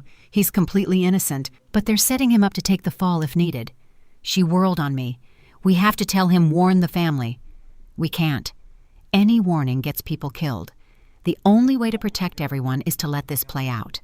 Play out. Her voice rose. Sophia threatened you last night. I'm not stupid, Alex. That wasn't grandmotherly concern. That was a mob boss marking a target. Which is why we need to be careful. Careful? I've been careful for 30 years. She pulled a thick manila envelope from her coat. You think you're the only one who sees things? She dumped the contents on my coffee table. Photos, documents, receipts, some dating back decades. What is this? Insurance, Mom said grimly. I started collecting after your father and I got married. Little things that didn't add up. Mike's first house too expensive for a young lawyer. Catherine's charity that never seemed to actually help anyone. Roberto's shipping manifests that didn't match customs records. I rifled through the papers, stunned. Mom, this is evidence of money laundering going back to the 90s. I know what it is. I'm not some naive housewife, Alex. I'm Sophia's daughter. I learned to watch, to listen, to document. Her voice hardened. I also learned to keep my mouth shut to keep my children safe. Why didn't you ever? What report my own mother destroy my family? Get us all killed? She laughed bitterly. I chose willful ignorance, kept you and your brother away from the business side, thought if I played dumb long enough, maybe it would all just go away. But you kept records because I'm Sophia's daughter. Always have insurance, she taught me. Never trust completely, not even blood. Mom sat again, suddenly exhausted. When you dropped out, I knew something had happened. The timing with Professor Williams.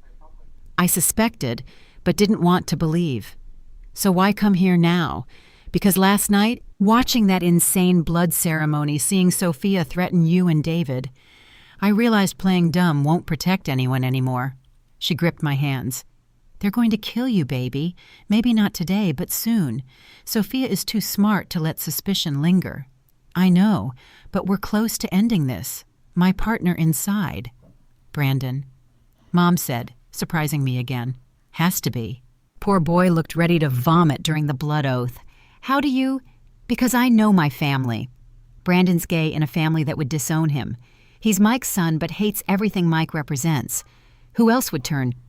My mother kept surprising me. The woman I'd thought needed protection had been playing her own long game. There's more, Mom continued. Things not in those documents because they're too dangerous to write down. Sophia's connections go higher than you know. Judges, politicians, police commissioners, people who vacation at their houses whose kids got into Ivy League schools thanks to Sophia's donations. We know about some of them. Do you know about the federal prosecutor who took money to throw cases? The DEA agent who tips them off about raids? The congressman who ensures certain bills never make it out of committee? Each name she listed was another bomb in my investigation. We'd suspected corruption, but not this deep. I need names, Mom. Details. After you get us safe, all of us, me, your father, your brother in Seattle, who you think doesn't know but does. She smiled sadly. We're not idiots, Alex. We're survivors who chose different ways to survive. My phone buzzed. Catherine, where are you? It's 8:45. I have to go, I said. I'm supposed to start working for Catherine today. The money laundering, Mom said. It wasn't a question. She'll test you with small tasks first. Moving money between accounts, probably the children's charity. She likes to see if people flinch at stealing from kids. Any advice? Don't be too good at it. Catherine's paranoid about being replaced. Be competent, but not threateningly so. Mom stood gathering her documents. These are copies. Originals are in a safety deposit box your father doesn't know about. If something happens to me, nothing will happen. If something happens, she continued firmly. Box 447 at First National on Madison. Keys hidden in your old music box at home, the one that plays Claire de Lune. She pulled me into a fierce hug. I'm proud of you. Terrified, furious at the lies, but proud. You're doing what I never had the courage to do. Now go. Catherine hates tardiness. But Alex, whatever happens, whatever you have to do, survive. The family can burn, but you survive. Promise me. I promise.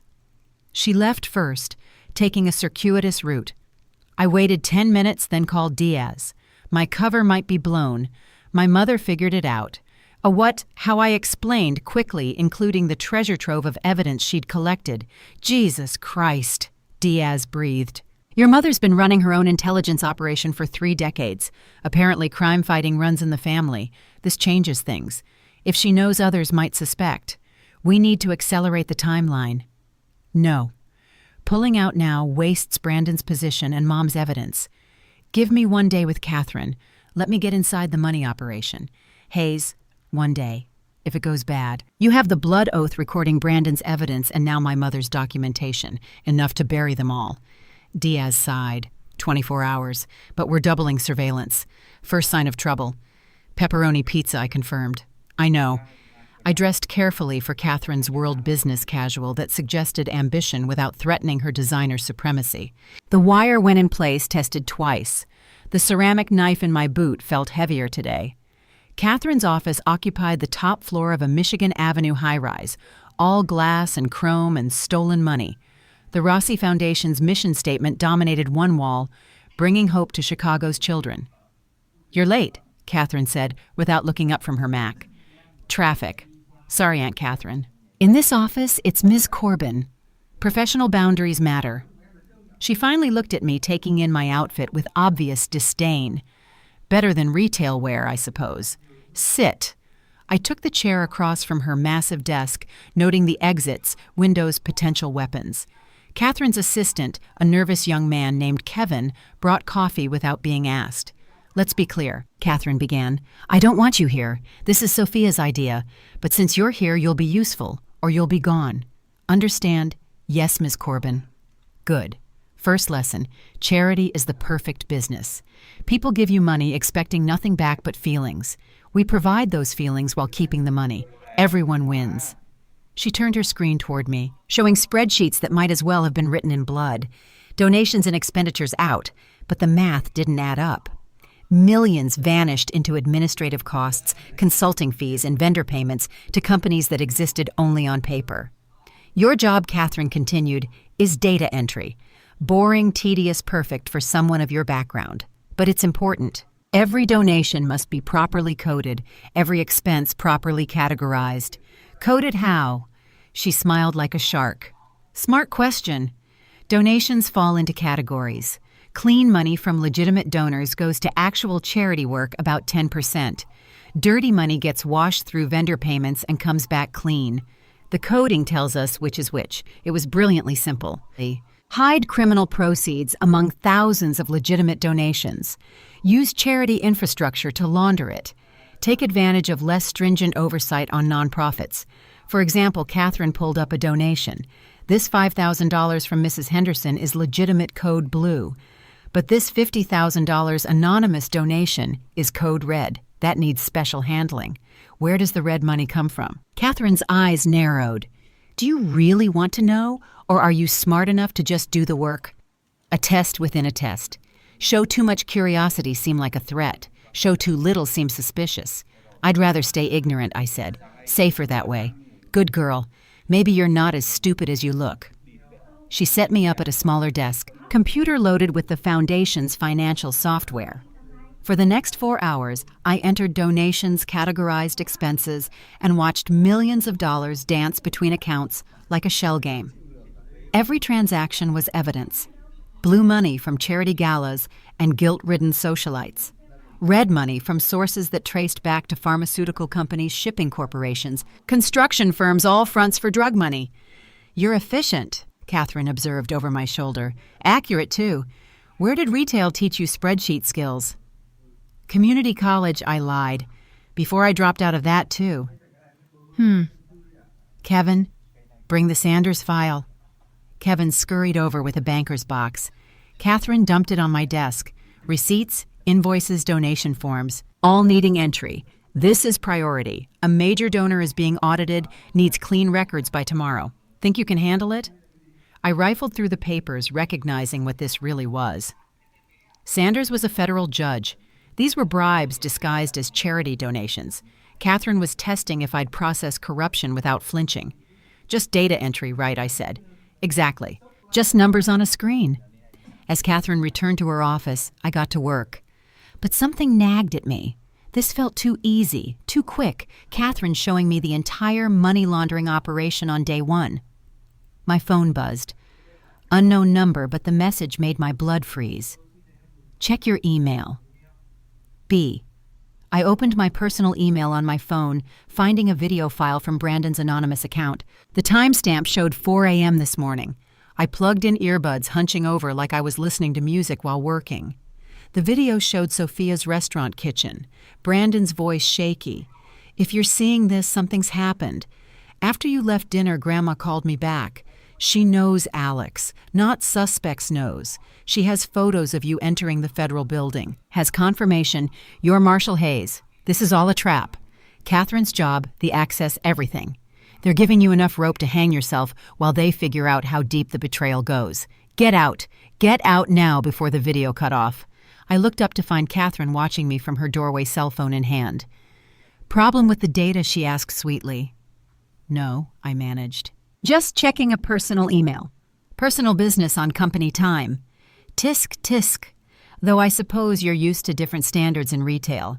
She glided back into her office, but I caught her reflection in the window. She was texting rapidly, urgently. I forced myself to keep working, mind racing. If Sophia knew, why hadn't they grabbed me at dinner? Why let me come here? Access their financial systems. The answer came with terrifying clarity. They wanted to know who else was involved. Every transaction I touched, every file I accessed was being monitored. They were mapping my investigation through my actions. My earpiece crackled. Phoenix were reading elevated stress indicators. Status. I couldn't respond without blowing my cover completely. Instead, I typed a donation entry with specific numbers, $911.50. Emergency SOS. Copy that. Extraction teams moving to position. Give us the word. But I couldn't. Not yet. If I ran now, Brandon's cover was blown. Mom's evidence would be worthless without corroboration, and everything we'd built would crumble. I kept working, playing the oblivious fool, while my mind calculated odds. Catherine made occasional comments, probing for reactions. Kevin brought more files, each one seeming more damning than the last. Then at 2 p.m., Sophia walked in. She shouldn't have been able to, 78 years old, supposedly ill, but she moved through Catherine's office like she owned it, which she did. Nona, I said, standing. I didn't expect— Sit, she commanded. Don't let me interrupt your continuing education. She pulled a chair next to mine close enough that I could smell her perfume mixed with garlic from the restaurant. Her weathered hand covered mine on the mouse. Show me what you're working on. I walked her through the Sanders file, voice steady despite everything. Sophia nodded along, occasionally asking questions that seemed innocent but probed deeper. Such detail, she mused. Catherine says you're a natural, clean work efficient, no questions asked, the ideal employee. I try Nona. Yes, you try very hard at many things. Her grip on my hand tightened. Tell me, what do you think of our foundation? It helps children, I said carefully. Important work. Important work, she repeated like the work federal marshals do. The office went silent. Catherine stood in her doorway. Kevin had vanished. Somewhere in the building, Salerno and his men were certainly positioned. I don't understand, I said. No. Then let me explain. Sophia pulled out a tablet showing security footage, me entering the federal building, me meeting Brandon at the coffee shop, me speaking to my wire after dinner. Deputy U.S. Marshal Alex Hayes. My granddaughter, the Fed. The game was over. But I had one card left to play. Pepperoni pizza, I said clearly. Sophia laughed. Your safe word. Oh, cara mia. We've been monitoring federal frequency since last night. Your backup is currently responding to false emergency calls across the city. No one's coming. My hand moved toward my boot, toward the ceramic knife, but Salerno appeared behind me, pressing a gun to my head. "Don't," Sophia said sadly. "I'd hate to splatter your brains on Catherine's nice carpet. We have so much to discuss first." "Like what?"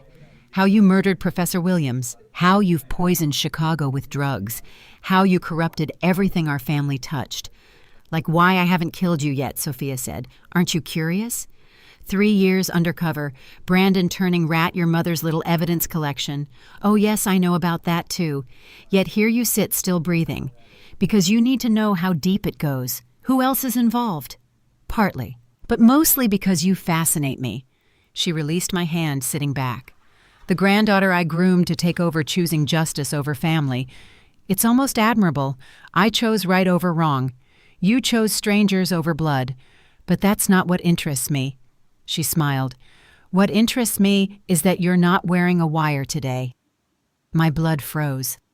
In my rush after Mom's visit, after Brandon's warning, I'd forgotten to put it back on after testing it. "Technical malfunction," I said. Or a granddaughter who knew she was walking into a trap but came anyway. Who knew saying the safe word would bring a war to our doorstep but said it anyway? Sophia studied me. "You're protecting someone. Not your parents. We already have them. Not Brandon. We'll deal with him shortly." "So who?" I stayed silent. "Ah, the boyfriend. What was his name? Thomas. Sweet boy, works at Northwestern Hospital. Pediatric nurse, I believe. Such vulnerable patients he cares for. You touch him and You'll what?" "You're disarmed, surrounded, cut off from backup." Sophia stood. "But Thomas is safe. Brandon too for now. Because I'm going to make you an offer. I won't—" "You'll listen." She snapped steel in her voice. "The family is blown. You've seen to that. Federal investigations, evidence recordings. We could fight, but it would be messy, expensive public." Catherine made a sound of protest, but Sophia silenced her with a gesture. "So we're leaving," Sophia continued. "All of us. Tonight. Accounts are already moving offshore. Properties transferring to shell companies. By tomorrow, the Rossi crime family will cease to exist. We'll find you. Perhaps. But consider the cost. Trials dragging on for years, witnesses disappearing, jury members having accidents. Your parents living in fear forever." She leaned close. "Or you let us go. Clean break. We disappear. Chicago's drug trade takes a hit. You're the hero who broke the family. Everyone wins. Except your victims. The overdoses the family's destroyed. Casualties of business. But that business ends tonight with or without bloodshed. Your choice." I looked at Catherine, at Salerno with his gun, at Sophia with her cold calculation.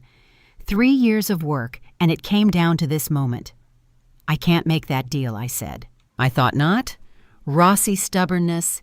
You got it from me." Sophia sighed. "Then we do this the hard way." Salerno. The gun pressed harder against my skull. This was it. The family disappointment's final failure. Then the windows exploded. Flashbang grenades filled the office with light and sound. I dropped, rolling toward my boot knife as tactical teams rappelled through the shattered windows. Federal agents flooded through doors, weapons drawn, screaming commands. Sophia stood calmly in the chaos, hands raised, looking at me with something like pride. "You clever girl." The safe word wasn't to call them. It was to warn them you were compromised. They were already coming. She was right. Diaz had listened to my 911 code, heard the stress in my voice, and made the call. The false emergencies hadn't pulled all units, just the ones Sophia could monitor. "Sophia Rossi," I said, standing, my newly recovered badge visible. "You're under arrest for racketeering, murder, money laundering, and conspiracy to distribute controlled substances." Among other things, she agreed pleasantly. "Catherine, remember what we discussed. Salerno weapon down, hands visible. No need for anyone else to die today." As agents cuffed them, Sophia looked at me one last time. "You know this isn't over. We have lawyers' connections, resources you can't imagine. And we have evidence. 3 years' worth, plus 30 years of Mom's documentation. Your empire ends today, perhaps. But you ended more than that. You ended family, ended us. Was your justice worth that price?" I thought of the overdose victims of families destroyed, of Professor Williams murdered for threatening to tell the truth. Yes. She nodded slowly. Then you really are my granddaughter. I'd have made the same choice in reversed positions. Cold comfort, but comfort nonetheless. They led her away, this elderly woman who'd built an empire on blood and suffering. Catherine went quietly, already calculating legal strategies. Salerno surrendered his weapons with professional calm. Hayes. Diaz appeared beside me. Outstanding work, though you cut it close on the wire malfunction. Yeah, about that. Brandon's secure, he continued. We grabbed him an hour ago when he tried to run. He's cooperating fully. Your parents are in protective custody. Your mother's evidence is incredible. We've got them all. Thomas Brandon's boyfriend under protection since last night. We're not amateurs, Hayes. Relief flooded through me. Everyone safe, everyone alive. The cost had been high, but we'd won. So what now, I asked, looking at the destroyed office at federal agents cataloging evidence at my family's criminal empire crumbling. Now we build cases. The trials will take years, but with what we have, they'll all go down. Sophia, Mike, Catherine, Roberto, the whole network, and me. Diaz smiled. 3 years undercover bringing down a major crime family. You just made your career. Deputy Marshal Hayes. Though I suspect you'll need a new name. Can't have a Rossi testifying against Rossi's. I touched my badge. Then the cut on my palm from the blood oath. No. I'll testify as Alex Hayes. Let them see that family chose justice. That blood doesn't excuse brutality. Your choice. But Hayes, take a vacation first. You've earned it. As crime scene techs processed the office, I stood at the shattered window looking out over Chicago. Somewhere out there, drugs wouldn't flow as freely tonight. Children would be safer. Families would be spared the Rossi poison. The family disappointment had become the family's destruction. And despite Sophia's words, despite the pain of betraying blood, I knew I'd made the right choice. My phone buzzed. Mom saw the news. Federal raid on Michigan Avenue. You safe? I typed back. Safe. It's over. We won. Her response came quick. No. Now it begins. Now. Trial's testimony rebuilding. But we'll face it together. Family, the real kind, survives. She was right. I'd destroyed the Rossi crime family, but the Hayes family remained. Scarred, complicated, but honest. That was worth more than all of Sophia's empire. The sun set over Chicago, painting the sky red, like blood, like wine, like the promise of a new dawn. Tomorrow would bring questions, recriminations, the long path of justice. But tonight, Deputy U.S. Marshal Alex Hayes stood tall, badge bright, finally free of the family legacy that had tried to claim her. The dropout had graduated to something far more important than any law degree. She'd graduated to justice. 6 months later, I sat in a federal courthouse bathroom stall, trying not to vomit. Today was Mike's preliminary hearing, and I was the star witness. The woman in the mirror looked different, professional suit, instead of retail discount confident posture, instead of studied failure. But inside, I was still the niece about to testify against the uncle who'd called me worthless. Hayes, you good Marshal Thompson knocked on the door. Just need a minute. Diaz wants you in the prep room. Brandon's getting nervous. Brandon. My former conspiracy partner turned state's witness, now preparing to testify against his own father. We'd become close through the trial preparation. Trauma bonding, the prosecutors called it. I called it survival. I found him in the witness room, impeccably dressed, but pale as paper. Thomas sat beside him, holding his hand despite the armed guard's presence.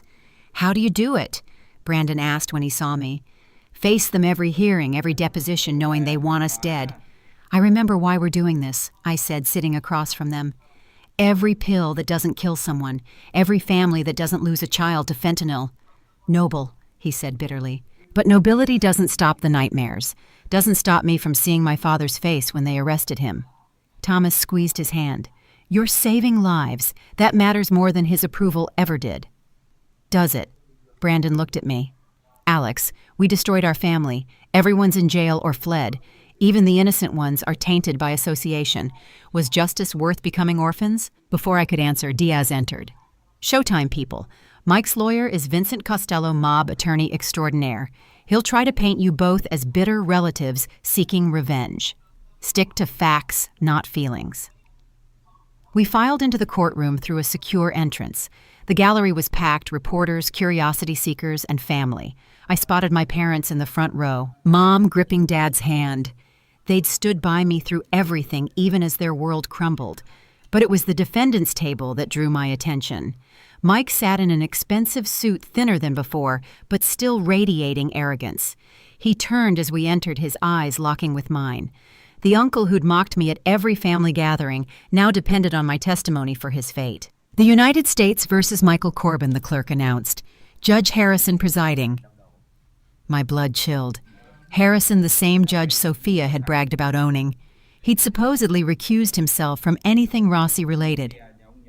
Prosecutor Jennifer Walsh stood immediately. Your Honor, we object to your presence. You're listed as a recipient of Rossi family bribes. Harrison smiled coldly. Those allegations were investigated and dismissed. I've been cleared to preside unless the prosecution has evidence otherwise. Walsh glanced at Diaz, who shook his head minutely. Whatever evidence we had on Harrison, it wasn't enough. No further objection, Walsh said through gritted teeth. The hearing proceeded like a chess match. Costello painted Mike as a legitimate lawyer caught up in his family's crimes. Walsh systematically destroyed that image with documents, recordings, and testimony. Then it was my turn. State your name for the record. Deputy U.S. Marshal Alex Hayes. Mike flinched at my title. Even now, months later, he struggled to reconcile the dropout niece with the federal agent. Walsh walked me through the evidence methodically. The construction site surveillance, the pharmaceutical shipments, the money flowing through Catherine's charity. With each revelation, Mike's jaw tightened. Ms. Hayes Costello began his cross-examination with a sharp smile. Isn't it true you harbored resentment toward my client for his success? I harbored resentment toward his criminal activities. Activities you claim to have witnessed while undercover. Tell me, how does a law school dropout become a federal marshal? By reporting corruption and having my life threatened for it. The marshals recruited me specifically because I chose integrity over convenience. Integrity? Costello laughed.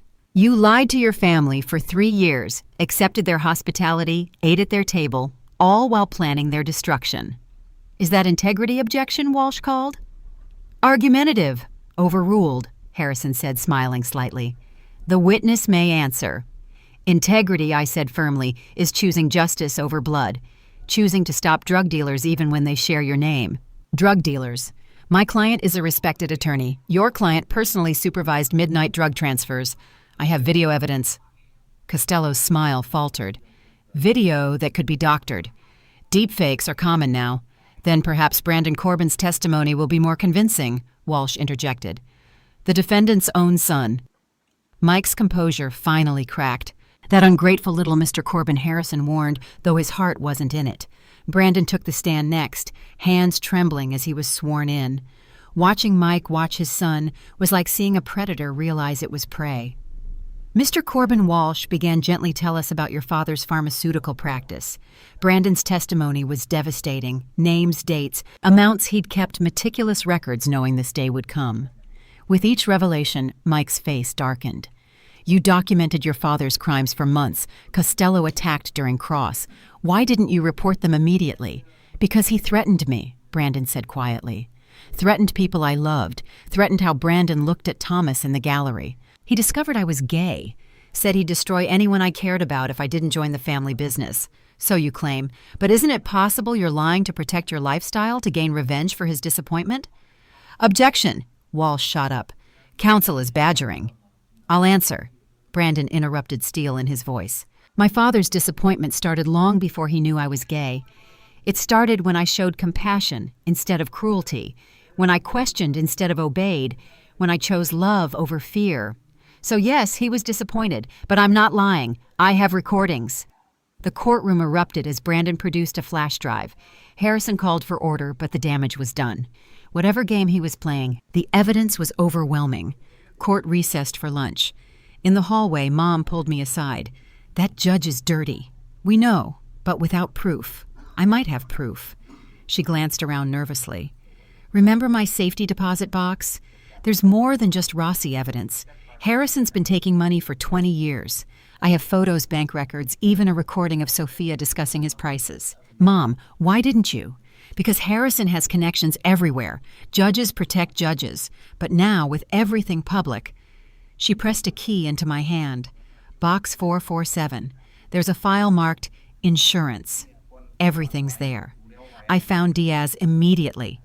Within an hour, federal agents had retrieved Mom's files. By the time court reconvened, Harrison's career was over. Your Honor, Walsh stood. The prosecution moves for your immediate recusal. We have evidence of your financial ties to the defendant's family. Harrison went white as Walsh presented bank records, photos of him with Sophia, even a Christmas card thanking him for his understanding and discretion. This is preposterous, Harrison began. This is criminal, Walsh corrected. Federal marshals are waiting outside to escort you to processing. The courtroom exploded. Reporters scrambled for their phones. Mike laughed bitterly. Even facing life in prison, he enjoyed watching another hypocrite fall. A new judge took over Amelia Foster, known for her integrity and harsh sentences. The hearing resumed with Mike's empire crumbling faster. That evening in a secure hotel, our protection detail kept watch while Brandon Thomas, my parents, and I shared Chinese takeout. We did it, Brandon said wonderingly. We actually got Harrison, too. Mom got Harrison, I corrected. 30 years of evidence collection finally paid off. To Eleanor Hayes, Thomas raised his beer, the original family detective. We toasted, but the celebration felt hollow. Tomorrow would bring more testimony, more threats, more family members calling us traitors. The trial would drag on for months, maybe years. I've been thinking, Dad said suddenly. He'd been quiet through dinner, processing everything. When this is over, maybe we leave Chicago, start fresh somewhere. David Mom began, but he continued. My company's ruined. No one wants to hire the contractor who transported drugs even unknowingly. You'll always be Sophia's daughter here. Alex will always be the cop who betrayed family. He looked at me. Maybe in Denver or Seattle we could just be ourselves. Running away, I asked. Running toward, he corrected. Toward a life where Sunday dinner doesn't include crime bosses, where family means love, not loyalty oaths. Brandon nodded slowly. Thomas has job offers in Boston. We've been considering it. You'd leave. I felt oddly bereft. We'd become our own strange family through this ordeal. Not abandoning, Brandon assured. Just surviving, separately but connected. The family Sophia never let us be. That night, unable to sleep, I stood on the hotel balcony despite security protests. Chicago spread before me, lights twinkling like stars. Somewhere out there, the Rossi empire was collapsing. Dealers scrambled for new suppliers. Corrupt cops worried about investigations. Dirty money sat frozen in seized accounts. But also out there, families wouldn't lose children to Rossi fentanyl. Communities could heal, justice, slow and imperfect, ground forward. My phone buzzed. An unknown number, but I recognized the voice immediately. Hello, granddaughter. Sophia calling from federal prison where she awaited trial. This call is being recorded and monitored. Yes, she said calmly. I'm not calling to threaten, just to talk. One disappointment to another. You're not disappointed. You're proud. You said so during the arrest. Pride and disappointment aren't exclusive. I'm proud you had the spine to destroy us. Disappointed you felt it necessary. She paused. Tell me, was it worth it? Your noble justice, I thought of Mike in court. Brandon's trembling hands. Mom's 30 years of silence. Dad's ruined business. Then I thought of every overdose prevented, every child saved from addiction. Yes, even knowing the cost your cousin Ashley tried to kill herself yesterday. Shame of association.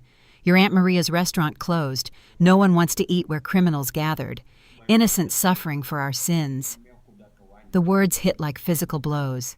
Ashley vain and cruel, but still family. Maria who only made food and knew nothing of the crime. Their suffering is on you, I said. You built this empire. You created the shame they carry. I built a legacy. You destroyed it. But perhaps she chuckled. Perhaps that's the most Rossi thing of all. We always did eat our own. Why did you really call? To tell you something. The family business is done, but business itself continues. Others will fill the void. Mexican cartels. The Russian Bratva Chinese triads. The drugs will flow just with different management. Then we'll stop them too. Will you? Or will you discover what I learned long ago? Crime is a hydra. Cut off one head, two grow back. The demand remains, so supply follows. That doesn't mean we stop fighting. No, I suppose not. You have your father's stubborn optimism. It's almost charming. Her voice softened. Take care of Brandon.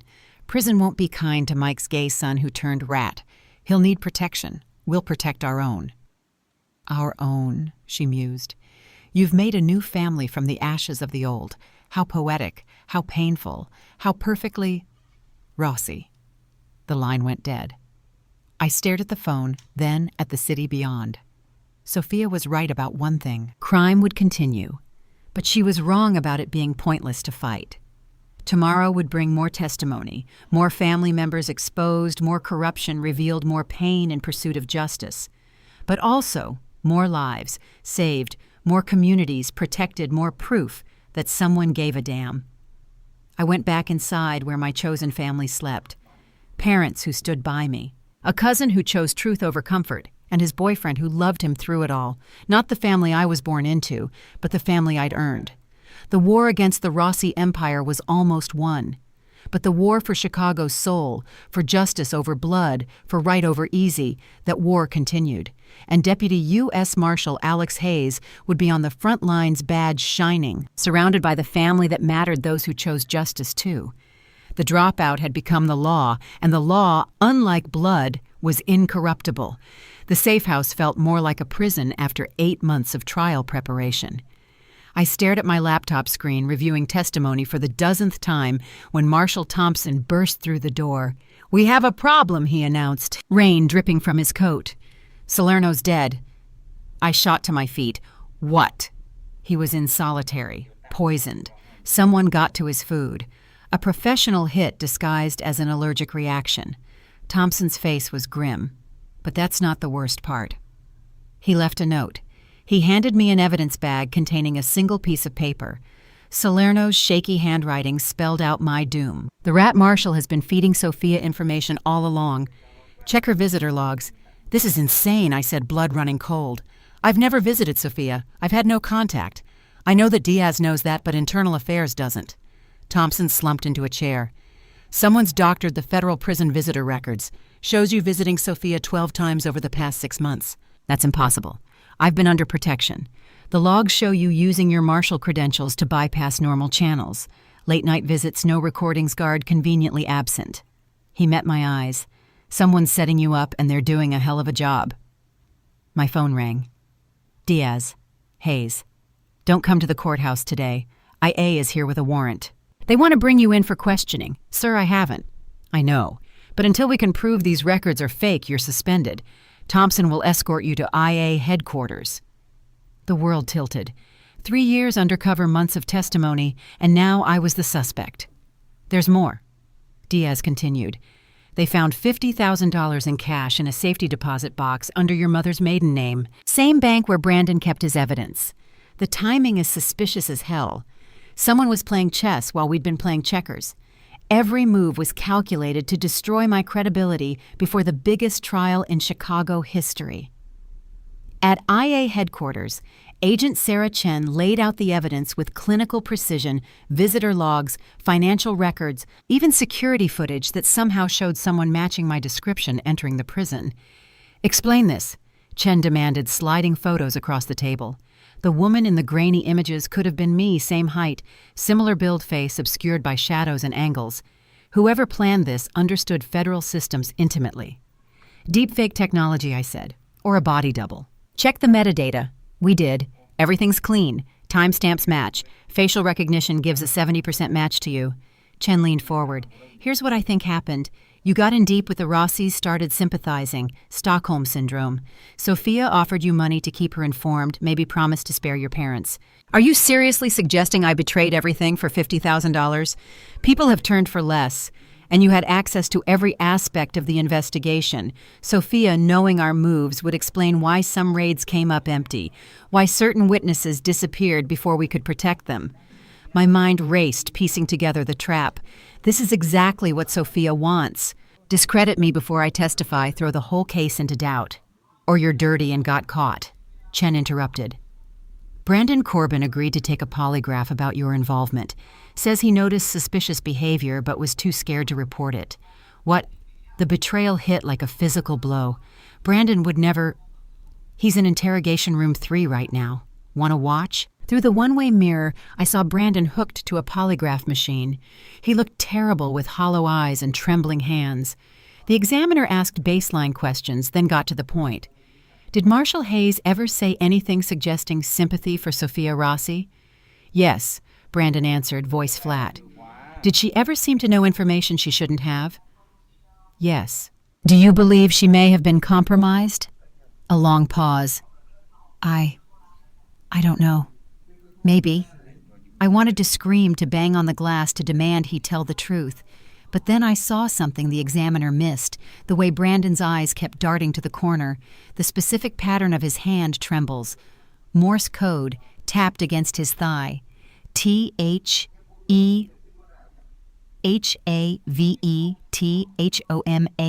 They had his boyfriend. HOMAS. They had his. Brandon wasn't betraying me. He was trying to save the man he loved. I need to make a call, I told Chen. You're not calling anyone until they have Thomas Parker Brandon's boyfriend. He's tapping code. Check the video. Chen frowned, but reviewed the footage. Her expression shifted as she recognized the pattern. Martinez, get a team to Parker's apartment now. Too late. The team found Thomas's apartment empty. Signs of struggle blood on the floor.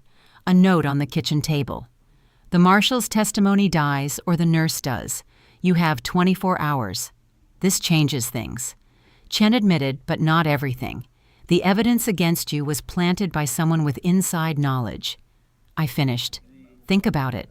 Who knew about my mother's maiden name? Who had access to prison visitor systems? Who could doctor footage that well? You're suggesting someone in law enforcement is working for the Rossis. I'm suggesting Sophia's reach goes deeper than we knew. She called me from prison, told me the business would continue with new management. What if she was telling me her succession plan was already in motion? Chen's phone rang. She listened, face paling. There's been an incident at the courthouse. Judge Foster's in the hospital. Car accident on the way to court. Hit and run. The chess pieces were falling fast. First discredit me, then kidnap Thomas to control Brandon. Now remove the clean judge. Someone was systematically destroying the prosecution's case. We need to find Thomas, I said urgently. If Brandon recants his testimony under duress, we need to clear you first, Chen corrected. Until these allegations are resolved, you're a liability. Then let me help resolve them. I know the Rossi operations better than anyone. I can find Thomas. Chen studied me for a long moment. Diaz vouched for you. Says you're the cleanest cop he's ever worked with, but I can't ignore evidence. Then don't ignore it. Follow it. Those visitor logs check which guard was supposedly absent during my visits. Check who had access to the systems. Someone left digital fingerprints. She nodded slowly. You get one chance. Thompson will shadow you. Any sign you're dirty, I'm not dirty.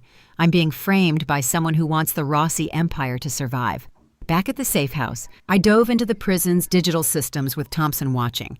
The visitor logs were expertly altered, but not perfect. Timestamps showed updates from a terminal that should have been offline during those hours. There, I pointed at the screen.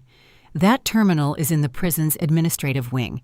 Only senior staff have access. So we're looking at a high-level correctional officer or someone with their credentials. I pulled up staff records cross-referencing with the mysterious updates. One name kept appearing, Deputy Warden Patricia Reeves. Thompson whistled low. Reeves has been there 15 years. Spotless record. Check her finances. We dug deeper. Reeves lived modestly, no obvious wealth. But her daughter had just started at Northwestern Medical School, full tuition paid by a scholarship from the Rossi Foundation. Got her, I breathed.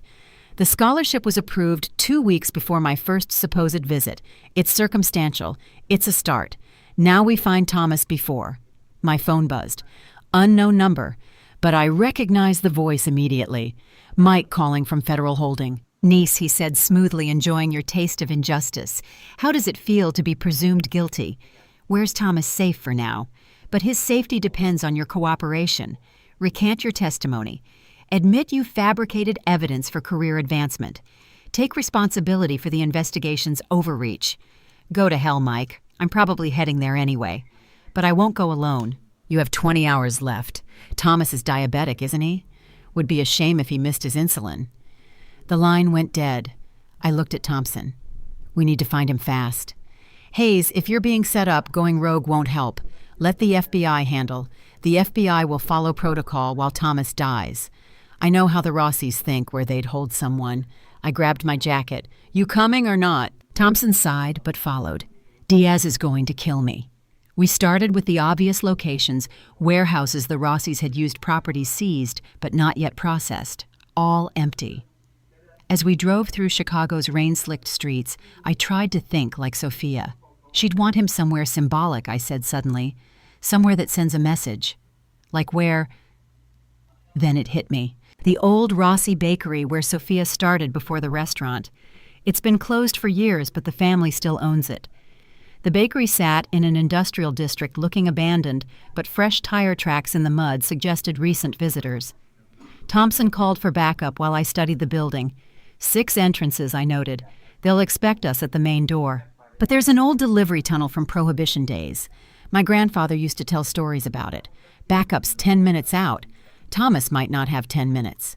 We found the tunnel entrance behind a rusted dumpster. The passage was narrow, dark, filled with decades of dust and rat droppings. We crawled through, guided by tactical flashlights. Voices echoed ahead. I recognized Salerno's nephew Tony continuing the family business. Through a grate, I saw Thomas tied to a chair, unconscious but breathing. 3 guards, all armed.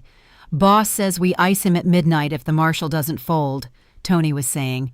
Make it look like he tried to escape. I looked at Thompson, held up 3 fingers pointed at positions. He nodded, understanding. No time for perfect planning.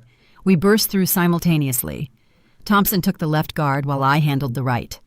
Tony spun toward Thomas' gun, rising. Don't, I shouted, but he was already squeezing the trigger.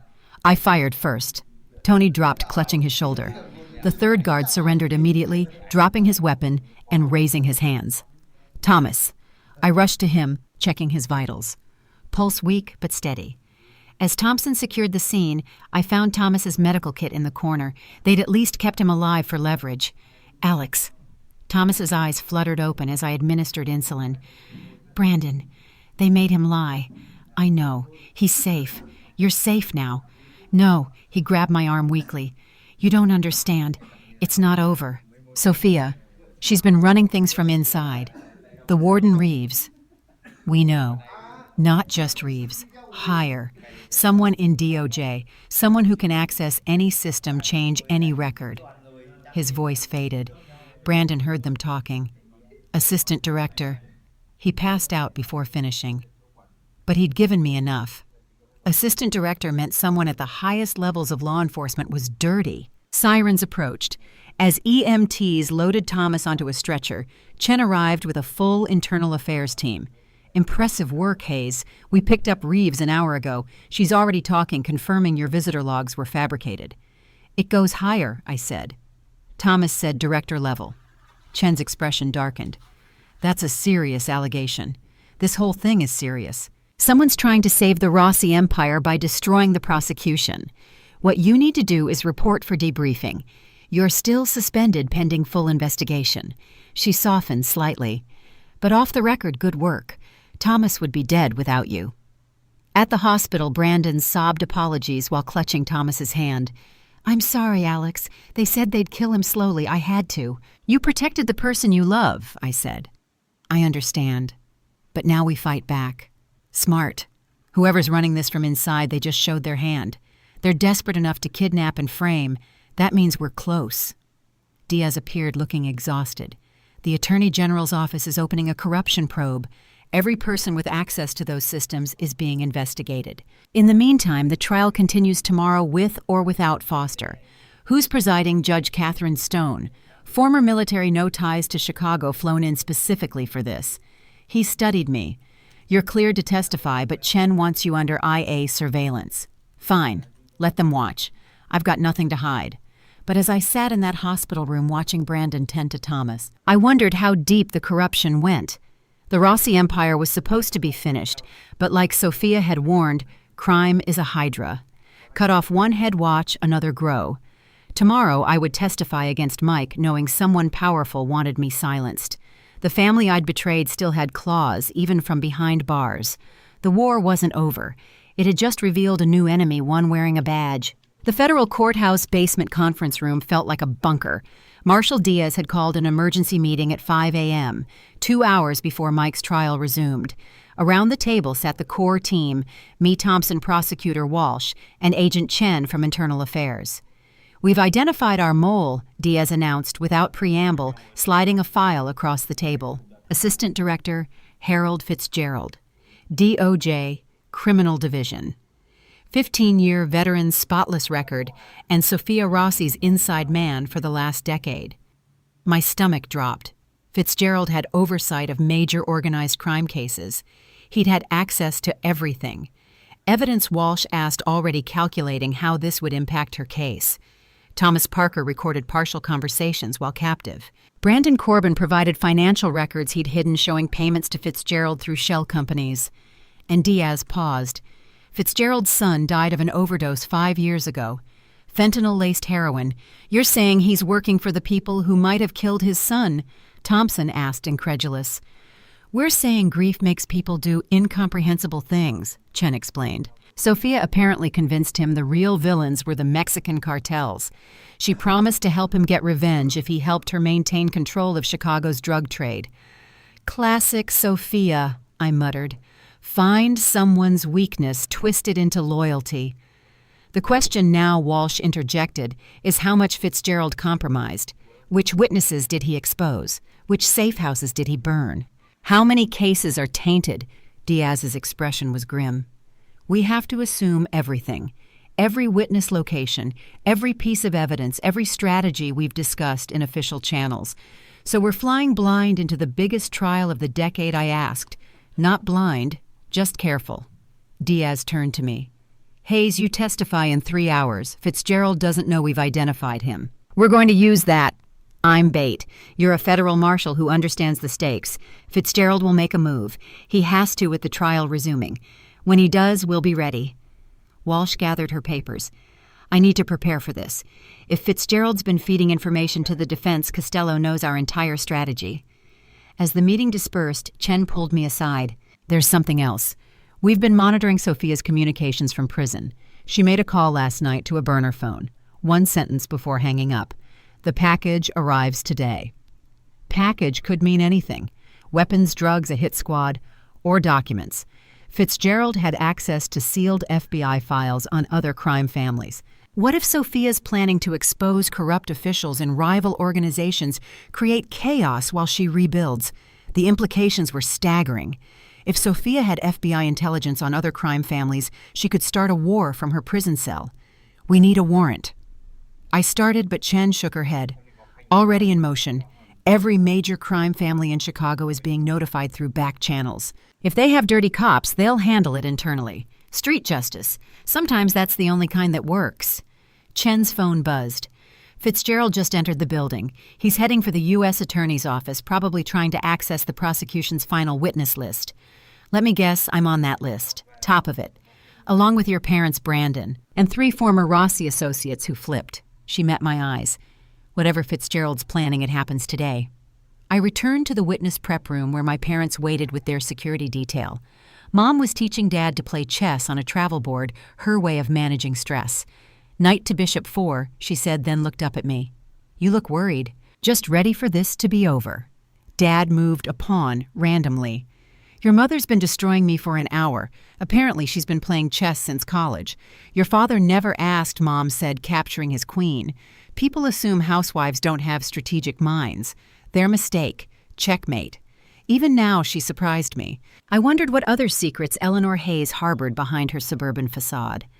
My phone vibrated. Brandon. "They moved our testimony. We're going first now. Prosecutor says strategy change. They're shuffling the lineup, I told my parents, trying to throw off whoever's leaking to the defense," Smart Mom said. "In chess, when your opponent knows your moves, you change the game. Power.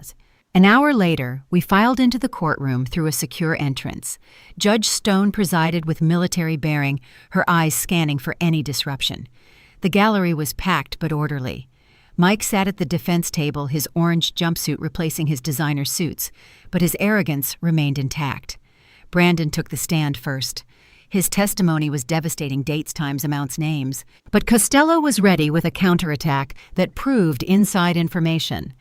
Mr. Corbin, isn't it true you suffer from an anxiety disorder, that you've been prescribed Xanax, Klonopin, and other medications that can cause memory issues?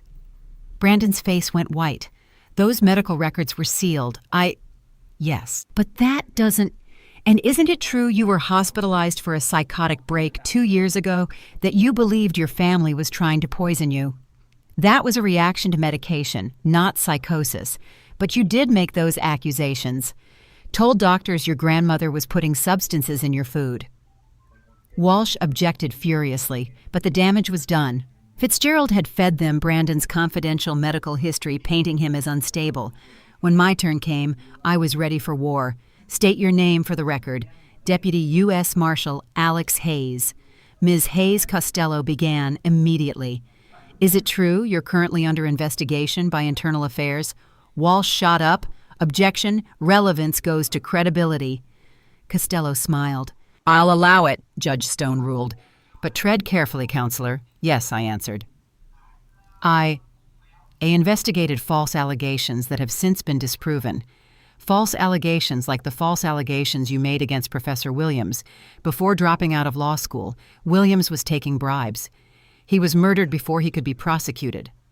Allegedly murdered. No one was ever charged. Costello circled like a shark. You seem to see corruption everywhere, Marshal. In your professors, your family, even fellow law enforcement. A classic paranoid pattern. Wouldn't you say, I see corruption where it exists? Like in your client who personally supervised drug shipments that killed teenagers across Chicago. Allegedly supervised, based on grainy footage and the testimony of a medicated cousin and a paranoid dropout. Objection, Walsh interrupted. Sustained. Counselor, no more characterizations. But Costello wasn't done. Marshal Hayes, have you ever taken money from the Rossi family? They paid for dinners sometimes. That's not what I asked. Have you ever received cash payments from Sophia Rossi, a trap? The $50,000 planted in the safety deposit box. If I denied it, and they had proof, I'd perjure myself. If I admitted it without context, I'd look corrupt. Money was placed in an account under my mother's name without my knowledge as part of a frame job. It has been seized as evidence of obstruction. So money connected to you appeared mysteriously. How convenient. Just like the evidence against my client appeared mysteriously. Your client left a trail of bodies and drugs across Chicago. Nothing mysterious about that. Costello smiled coldly. Speaking of bodies, let's discuss Thomas Parker. Objection, Walsh called. Mr. Parker is a victim. Not Mr. Parker was allegedly kidnapped, then conveniently rescued by Marshal Hayes. Almost like she knew where to find him. The implication hung heavy that I'd staged the kidnapping to boost my credibility. Before I could respond, a commotion erupted in the gallery. Someone screamed. Chaos exploded. A man in a courier uniform had stood up a weapon emerging from a package. Security reacted instantly, but not fast enough. The gun swung toward the witness stand toward me. Time slowed. I saw the muzzle flash, heard the shot, felt the impact as Marshal Thompson slammed into me from the side. We hit the floor hard as more shots erupted. Screams breaking glass, the sharp crack of return fire from court security. When the smoke cleared, the fake courier was down, bleeding from multiple wounds. Thompson groaned beside me, blood spreading from his shoulder. Thompson, I pressed on the wound as EMTs rushed in. Better than your head, he gasped. It had to be Fitzgerald. He was right. Only someone with high-level access could have gotten a weapon past courthouse security, could have planted an assassin with fake credentials. Judge Stone maintained order through sheer force of will. This courtroom is now a crime scene. Marshal, are you injured? No, Your Honor. I kept pressure on Thompson's wound, but I need to finish testifying. Alex. No mom called from the gallery, Dad restraining her from rushing to me. The defense still has questions, I said firmly. Let's finish this. Stone studied me, recognizing the steel beneath my request. EMTs treat Marshal Thompson here. Security, no one enters or leaves. Mr. Costello. You have 5 minutes to complete your cross. Costello looked shaken, but rallied. Marshal Hayes, someone just tried to kill you. Because I know the truth about your client's drug empire, or because you know too much about something else. Tell me who benefits if you die, Michael Corbin. Sophia Rossi.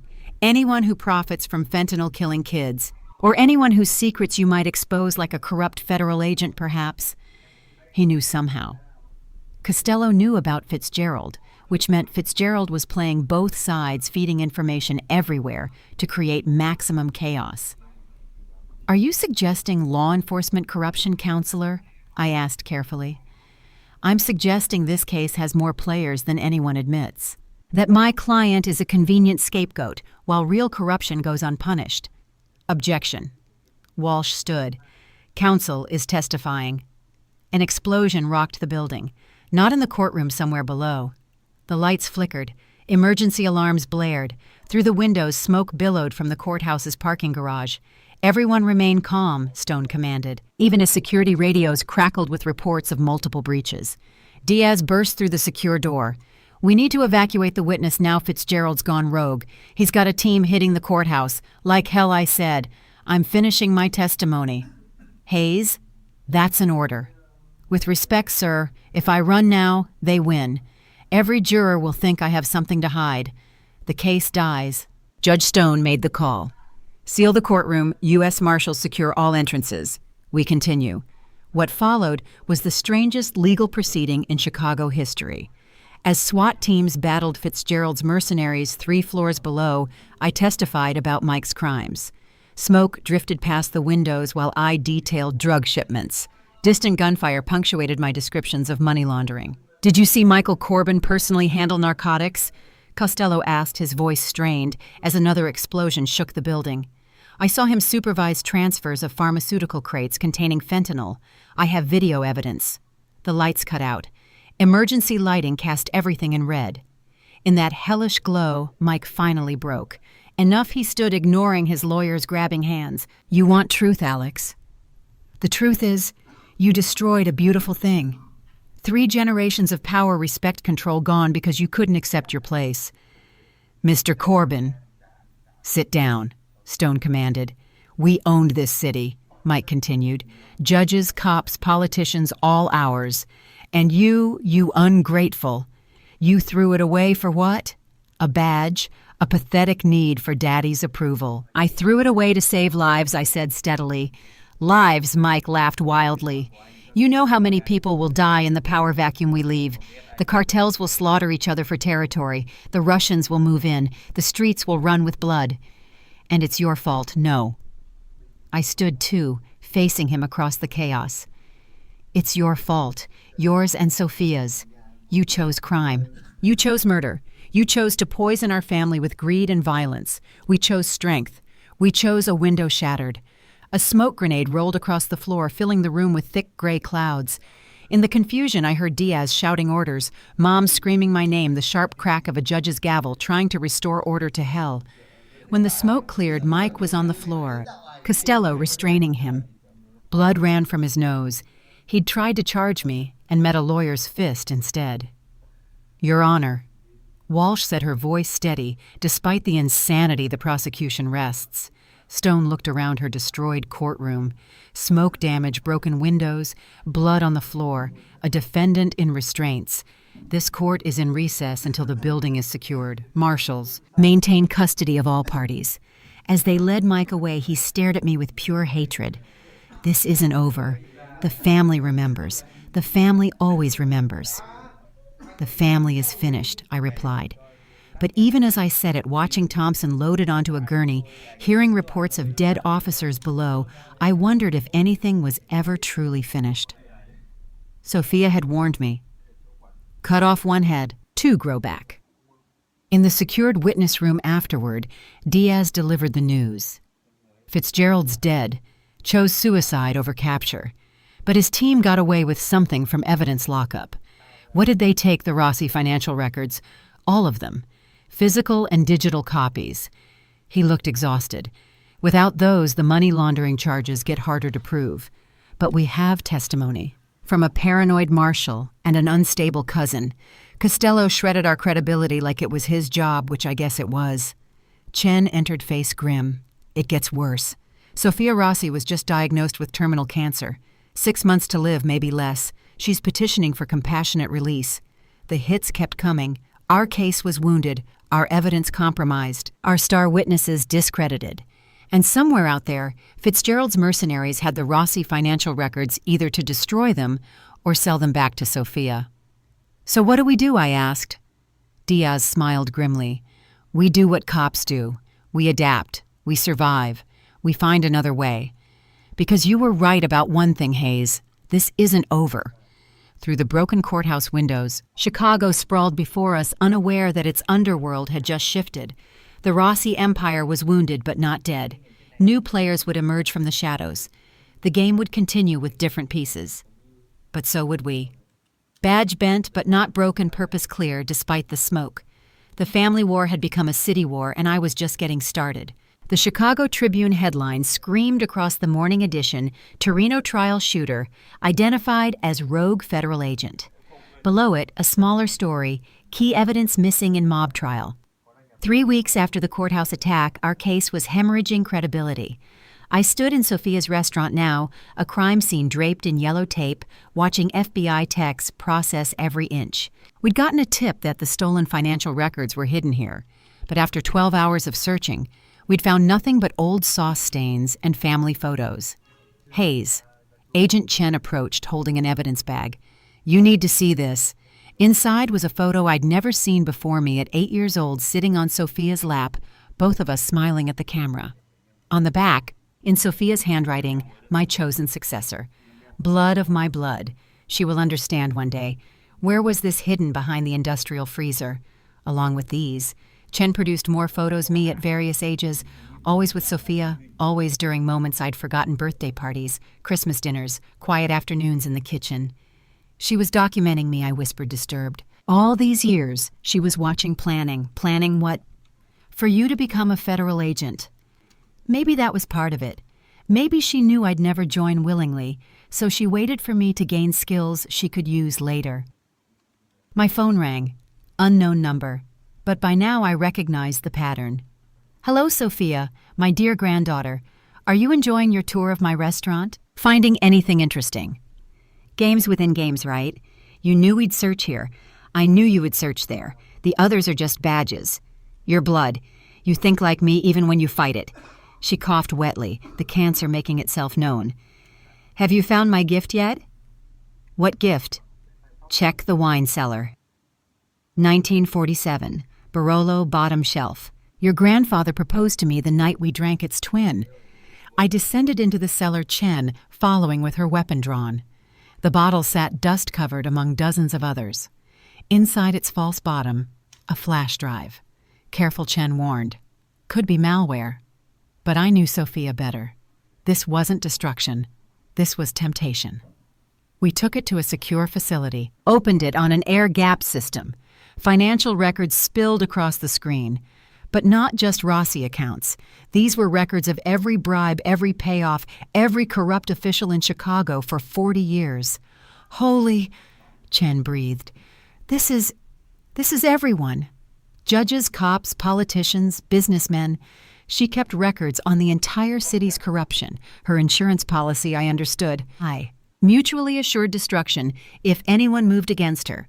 But why give it to us now?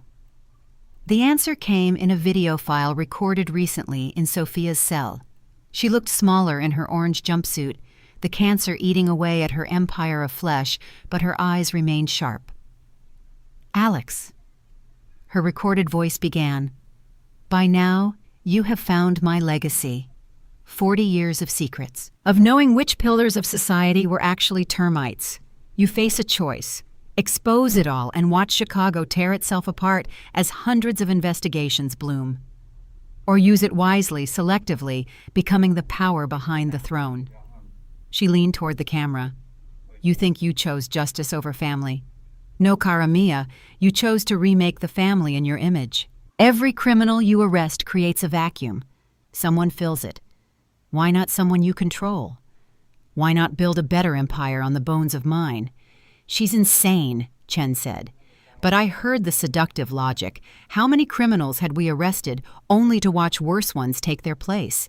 How many times had we played by the rules while corruption flourished with Sophia's files? We could perform surgery on Chicago's underworld instead of amputation. There's more, Sophia continued. Mike knows about the files. Others too. They'll come for them for you unless you make deals. Unless you become what I trained you to be, a queen who rules from the shadows. The video ended. Chen and I stared at the treasure trove of corruption, both understanding its terrible power. We have to turn this over to the DOJ, Chen said, but even she sounded uncertain. Do we? Fitzgerald was DOJ? How many others in these files still wear badges? If we dump this publicly, Chicago burns. Hundreds of cases get overturned. Thousands of criminals walk free. So we bury it. Pretend we never found it, or we use it strategically. One corrupt official at a time. Surgical strikes instead of carpet bombing. Chen studied me. You're actually considering her offer, becoming the new Sophia. No, but I'm considering reality. This information exists. Pretending it doesn't won't make it disappear. Someone will use it. Why not someone trying to do good? Before she could respond, my phone rang. Diaz. Hayes. We have a situation. Brandon Corbin's been taken from protective custody. Professional grab team. Thomas is hysterical. When? 20 minutes ago. They left a message, Sophia's files, for Brandon's life. The choice was being made for us. I looked at Chen. Still think we should turn it over to the DOJ. Let Brandon die while bureaucracy processes. Her jaw tightened. What do you have in mind? What I had in mind would have horrified me 6 months ago.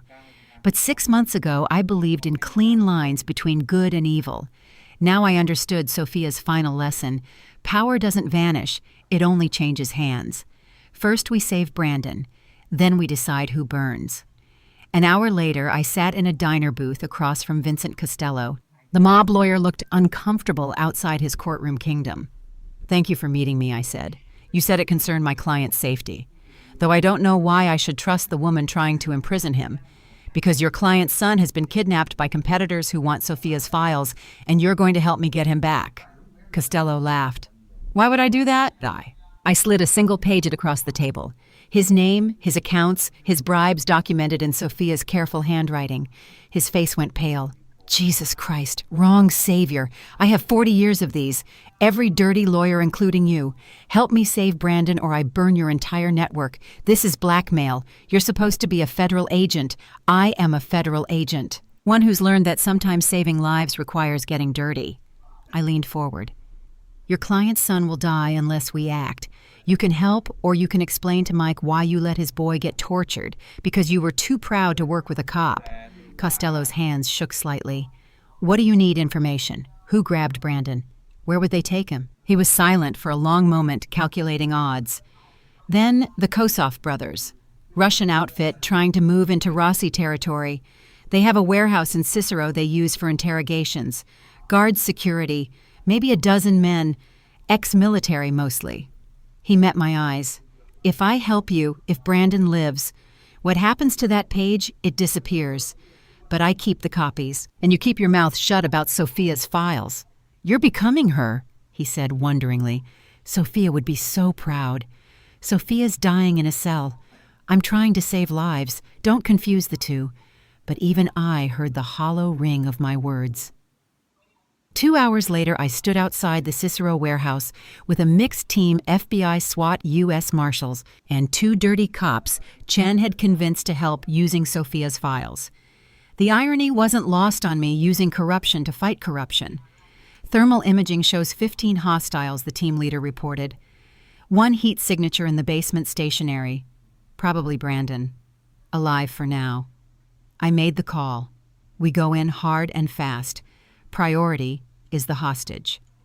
Rules of engagement. Anyone threatens Brandon dies. A bit bloodthirsty for a federal op, someone muttered. Anyone have a problem with that? I asked, hand resting on my weapon. No one did. Sophia's files had given me leverage over half the team. The other half was loyal to Diaz, who'd made it clear that Brandon came home alive or heads would roll. Execute. The entry was violence incarnate flashbangs, breaching charges, automatic weapons fire. The Russians fought hard, but we fought harder, driven by desperation and dark necessity. I found Brandon in the basement, tied to a chair, beaten but breathing. One guard remained gun to Brandon's head. Drop the weapon, I commanded in Russian, another gift from Sophia, who'd insisted her grandchildren learn the languages of potential enemies. You drop yours, he replied, or pretty boy dies. Time for negotiation was over. I shot him in the shoulder, spinning him away from Brandon. As he fell, I kicked his weapon clear and cuffed him to a pipe. Alex. Brandon's voice was weak, scared. They wanted the files. I know. You're safe now. I cut his restraints, supporting him as he sagged forward. Can you walk? Did you give them the files? No. But I used them, just like Sophia would have. He looked at me with swollen eyes. She wins either way, doesn't she? Even dying, even imprisoned, she wins. I helped him toward the stairs, stepping over Russian bodies. No, she doesn't win. We just use her weapons against her world. Is there a difference anymore? I couldn't answer, because increasingly, I wasn't sure there was. The warehouse was secure when we emerged. 14 Russians in custody or dead, Brandon alive, mission successful. But the victory felt hollow. I'd blackmailed a lawyer, leveraged dirty cops, and killed without hesitation. All justified, all necessary, all exactly what Sophia would have done. Hayes. Chen pulled me aside as EMTs treated Brandon. This can't continue. Sophia's files are too dangerous. You're too close to this. You're right, I admitted, which is why I'm giving them to you, all of them. Make the choice I can't. Burn them, use them, whatever. Just keep me away from them. She studied me carefully. You sure? This kind of power is exactly what Sophia wanted me to have, which is why I can't keep it. I handed her the flash drive. I've already crossed too many lines. Don't let me cross the last one. And if someone else gets kidnapped, if we need leverage, then you make the call, not me. I'll testify against Mike, finish what I started, but Sophia's legacy dies with you. Chen took the drive, understanding the weight of what I was giving her. For what it's worth, I think you're making the right choice. Sophia wouldn't, which is why you're not her. Despite everything, you're not her. As Brandon was loaded into an ambulance, Thomas at his side, I stood in the Chicago night feeling the city's pulse around me. Somewhere Sophia sat in her cell, probably smiling, knowing she'd pushed me to the edge, knowing I'd used her methods, her leverage, her corruption to save a life. But I'd also walked away, given up the power she'd tried to bestow. That had to count for something. My phone buzzed. Diaz, outstanding work. Brandon's safe. But we need to talk about your methods. Yes, sir, I typed back. We do. The war between law and crime had blurred tonight. I'd won by becoming what I fought against, saved a life by threatening others. Sophia's greatest victory and greatest defeat wrapped in one bloody warehouse raid. Tomorrow I'd face questions, investigations, consequences. But tonight, Brandon was alive, and that was enough. The family disappointment had saved the family heir using the family's own methods. Sophia would be proud, which is why I felt sick, but alive. Brandon was alive. Sometimes, in the gray between black and white, that's all that matters. The secure conference room at the Dirksen Federal Building felt like a fortress under siege. 6 weeks until Mike's trial resumed, and our case was held together with legal tape and prayer. I sat across from Prosecutor Jennifer Walsh, who looked like she'd aged 5 years in 2 months. We've lost 30% of our physical evidence, she said, sliding a report across the table. Fitzgerald's team was thorough. Financial records, wiretaps, even some of the drug samples from the warehouse raids. But we still have testimony, I insisted. Brandon, me, the other witnesses. Testimony from a marshal who used blackmail and excessive force to save a witness, she interrupted. Costello filed a complaint. Says you threatened him with illegally obtained documents to save Brandon's life. I know. And off the record, I'm glad you did. But on the record, you gave the defense ammunition. They'll paint you as a rogue agent willing to do anything for a conviction. Diaz entered carrying coffee and bad news. It gets worse. 3 of our protected witnesses have recanted, say they were coerced, threatened by overzealous agents. Let me guess, they got visits from lawyers carrying Sophia's files. Most likely. Chen's team is trying to trace who accessed them, but... He shrugged helplessly. Once information exists, controlling it is like holding water. I stared at my untouched coffee, processing our situation. We'd won the battles, but we're losing the war. Every victory came with a cost that weakened our position. There's another option, Walsh said quietly. Mike's lawyer reached out. Unofficial channels. They're willing to deal. No. The word came out harder than I intended. 3 years undercover Thompson getting shot, Brandon tortured. We don't make deals. Hear me out. Mike pleads to money laundering, 20-year sentence. He testifies against Sophia and the others. We get convictions across the board without risking a trial. 20 years, I stood, anger flooding through me. He murdered people, poisoned communities. 20 years is a slap on the wrist. It's better than an acquittal, Diaz said gently. If this goes to trial with compromised evidence and discredited witnesses, we could lose everything. Walsh finished. Mike walks. Sophia gets compassionate release. The entire organization rebuilds. Is that justice? I paced to the window, looking out at Chicago's skyline. Somewhere out there, families grieved children lost to Rossi fentanyl. They deserved better than deals and compromises. What does Brandon say? I asked. He's struggling. The kidnapping broke something in him. Thomas says he wakes up screaming, begging his father not to hurt him. Diaz's voice carried pain. He'll testify if we need him, but the defense will destroy him on the stand. And my parents... Your mother's strong, ready to testify about the documents she collected. Your father... Walsh hesitated. He's been drinking. Blames himself for not seeing what his company was used for. He'll hold up, but barely. Every witness scarred, every family member breaking. Sophia's true victory destroying us from within, even as we destroyed her empire. My phone buzzed. A text from an unknown number. Meet me at Nona's kitchen. Come alone. We need to talk. M. Mike. Messaging from federal custody through some contraband phone. The audacity would have been admirable if it wasn't infuriating. I need to step out, I said. Diaz frowned. Everything okay, family business? The other kind. I drove to Sophia's restaurant, now closed and empty. The key was where the family always hid it, under a loose brick by the kitchen door. Inside, shadows filled spaces where laughter once lived. Mike sat at our old family table wearing custody orange and shackles, having somehow arranged this illegal meeting. 2 guards stood by the door, more of Sophia's reach from behind bars. Niece, he said, gesturing to a chair. Sit. We need to discuss terms. How about these terms? You rot in prison while I testify about every crime you committed. Ah, the righteousness of youth. Tell me, how's Brandon recovering from his ordeal? My hand moved toward my weapon before I caught myself. You arranged his kidnapping. I arranged nothing. I've been in custody. Remember? He smiled coldly. But others acted on anticipated wishes. Such loyalty our family inspires. Even in chains, what do you want Mike to save you from yourself? Look at what you've become. Threatening lawyers, killing Russians, using our mother's files like a weapon. You're more Rossi now than ever. I'm nothing like you. No, you crossed every line you swore to hold, used corruption to fight corruption, became the monster to defeat the monster. He leaned forward. The only difference between us is that I'm honest about what I am. You're a drug dealer who hides behind a law degree, and you're a cop who hides behind a badge while doing what's necessary. We're both pragmatists, Alex, both willing to break rules for our version of the greater good. I stood to leave, but his next word stopped me. 20 years and I testify against everyone, including the people Sophia's files can't touch, the ones smart enough to never write anything down. You'd betray your own mother. My mother betrayed me first. Let me rot here while planning a succession that doesn't include me. Bitterness crept into his voice.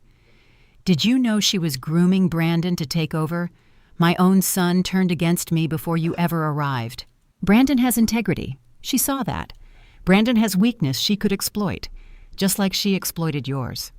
That desperate need to belong, to matter, to prove the dropout could become something. He studied me. We're all her victims, Alex, even her champions. So you'll testify out of spite. I'll testify for survival. 20 years with good behavior means 12. I'll be out before I'm 70 with enough hidden money to disappear forever. His chains rattled as he spread his hands. Or we go to trial. I walk on technicalities and I spend the rest of my life looking over my shoulder for whoever wants the throne. You're afraid. I'm practical. Sophia's dying. The empire's crumbling and the vultures are circling. Better a cell than a shallow grave. I sat back down processing this shift. Mike the arrogant becoming Mike the survivor. What makes you think Walsh will deal? Because she's practical too. And because I have something she needs. Names, dates, and details that only exist in my head. The full network, including the cops and politicians, Sophia never wrote down. Why tell me? Why not negotiate directly? Because despite everything, you're still family. And because I need you to sell it to Brandon. He won't testify if he thinks I'm getting away with it. But if you explain the reality, you want me to convince your son to let you plea down. I want you to convince him that justice comes in many forms, that 12 years of my life is payment enough for the harm done. He met my eyes. And I want you to promise that when I get out, you'll let me disappear. No hunting, no revenge, just done. The old Mike would never have asked, never have shown vulnerability. Prison and betrayal had broken something in him too. I'll think about it, I said finally. Think fast. This offer expires when the trial starts. After that, it's war, and we both know how ugly that can get. I left him there shackled to our family's history. Outside, Chicago's wind cut cold, carrying the smell of coming snow. Another winter approaching, another season of change. Back at the federal building, I found Brandon in the witness room with Thomas. He looked fragile, hollowed out by trauma. Your father wants to deal, I told him straight. 20 years full cooperation. Walsh is considering it.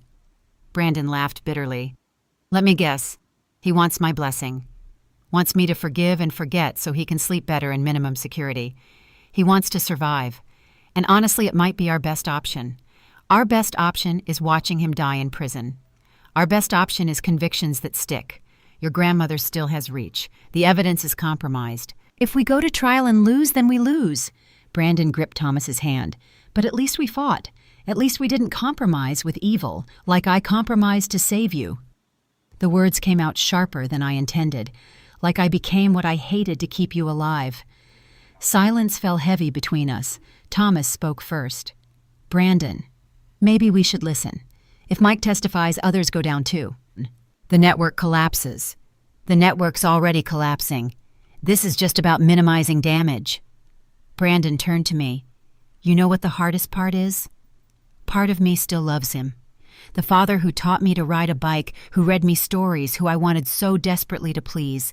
That man existed alongside the monster, and I can't separate them. You don't have to, I said gently. You just have to decide if 20 years is enough justice for your pain. It's not. Nothing will be. He closed his eyes. But I'm so tired, Alex. Tired of being afraid, tired of fighting, tired of carrying this weight. If taking the deal ends it, then we take it, Thomas said firmly. We take it, and we move on, and we build a life without them. I thought of my own exhaustion, the weight of 3 years under cover of violence done in justice's name of becoming what I'd sworn to fight. Maybe Mike was right. We were all pragmatists now, all willing to compromise for survival. I'll tell Walsh, I said, if you're sure. I'm sure I want this over, Brandon replied. Whether that's the same as justice, I don't know anymore. None of us did. Justice had become a fluid concept shaped by necessity and survival rather than rigid principle. But fluid justice was better than no justice. And sometimes that had to be enough. That night, I met with Walsh and Diaz to discuss the deal. Terms were negotiated, conditions, set compromises made. Mike would allocute to specific crimes, testify against his co-conspirators, and forfeit hidden assets. In exchange, 20 years in medium security with protective custody. The judge has to approve, Walsh warned. Stone might reject it as too lenient, or she might recognize it as the best we can do with what we have, Diaz countered. Either way, we present it tomorrow. As they debated legal strategies, I thought about Sophia in her cell, dying slowly while her empire negotiated its survival. She'd built something that outlasted or corrupted everyone it touched, and had forced us all to become versions of ourselves we never wanted to be.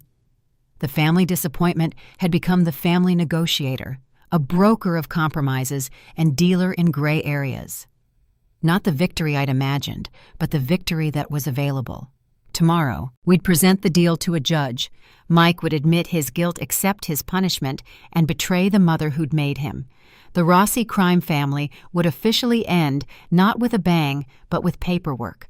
Not with justice, but with jurisprudence. And I'd go home to my small apartment, pour a large drink, and try to remember who I'd been before this all started. Try to find that idealistic girl who'd reported corruption believing the system would protect her. She was gone, replaced by someone harder, smarter.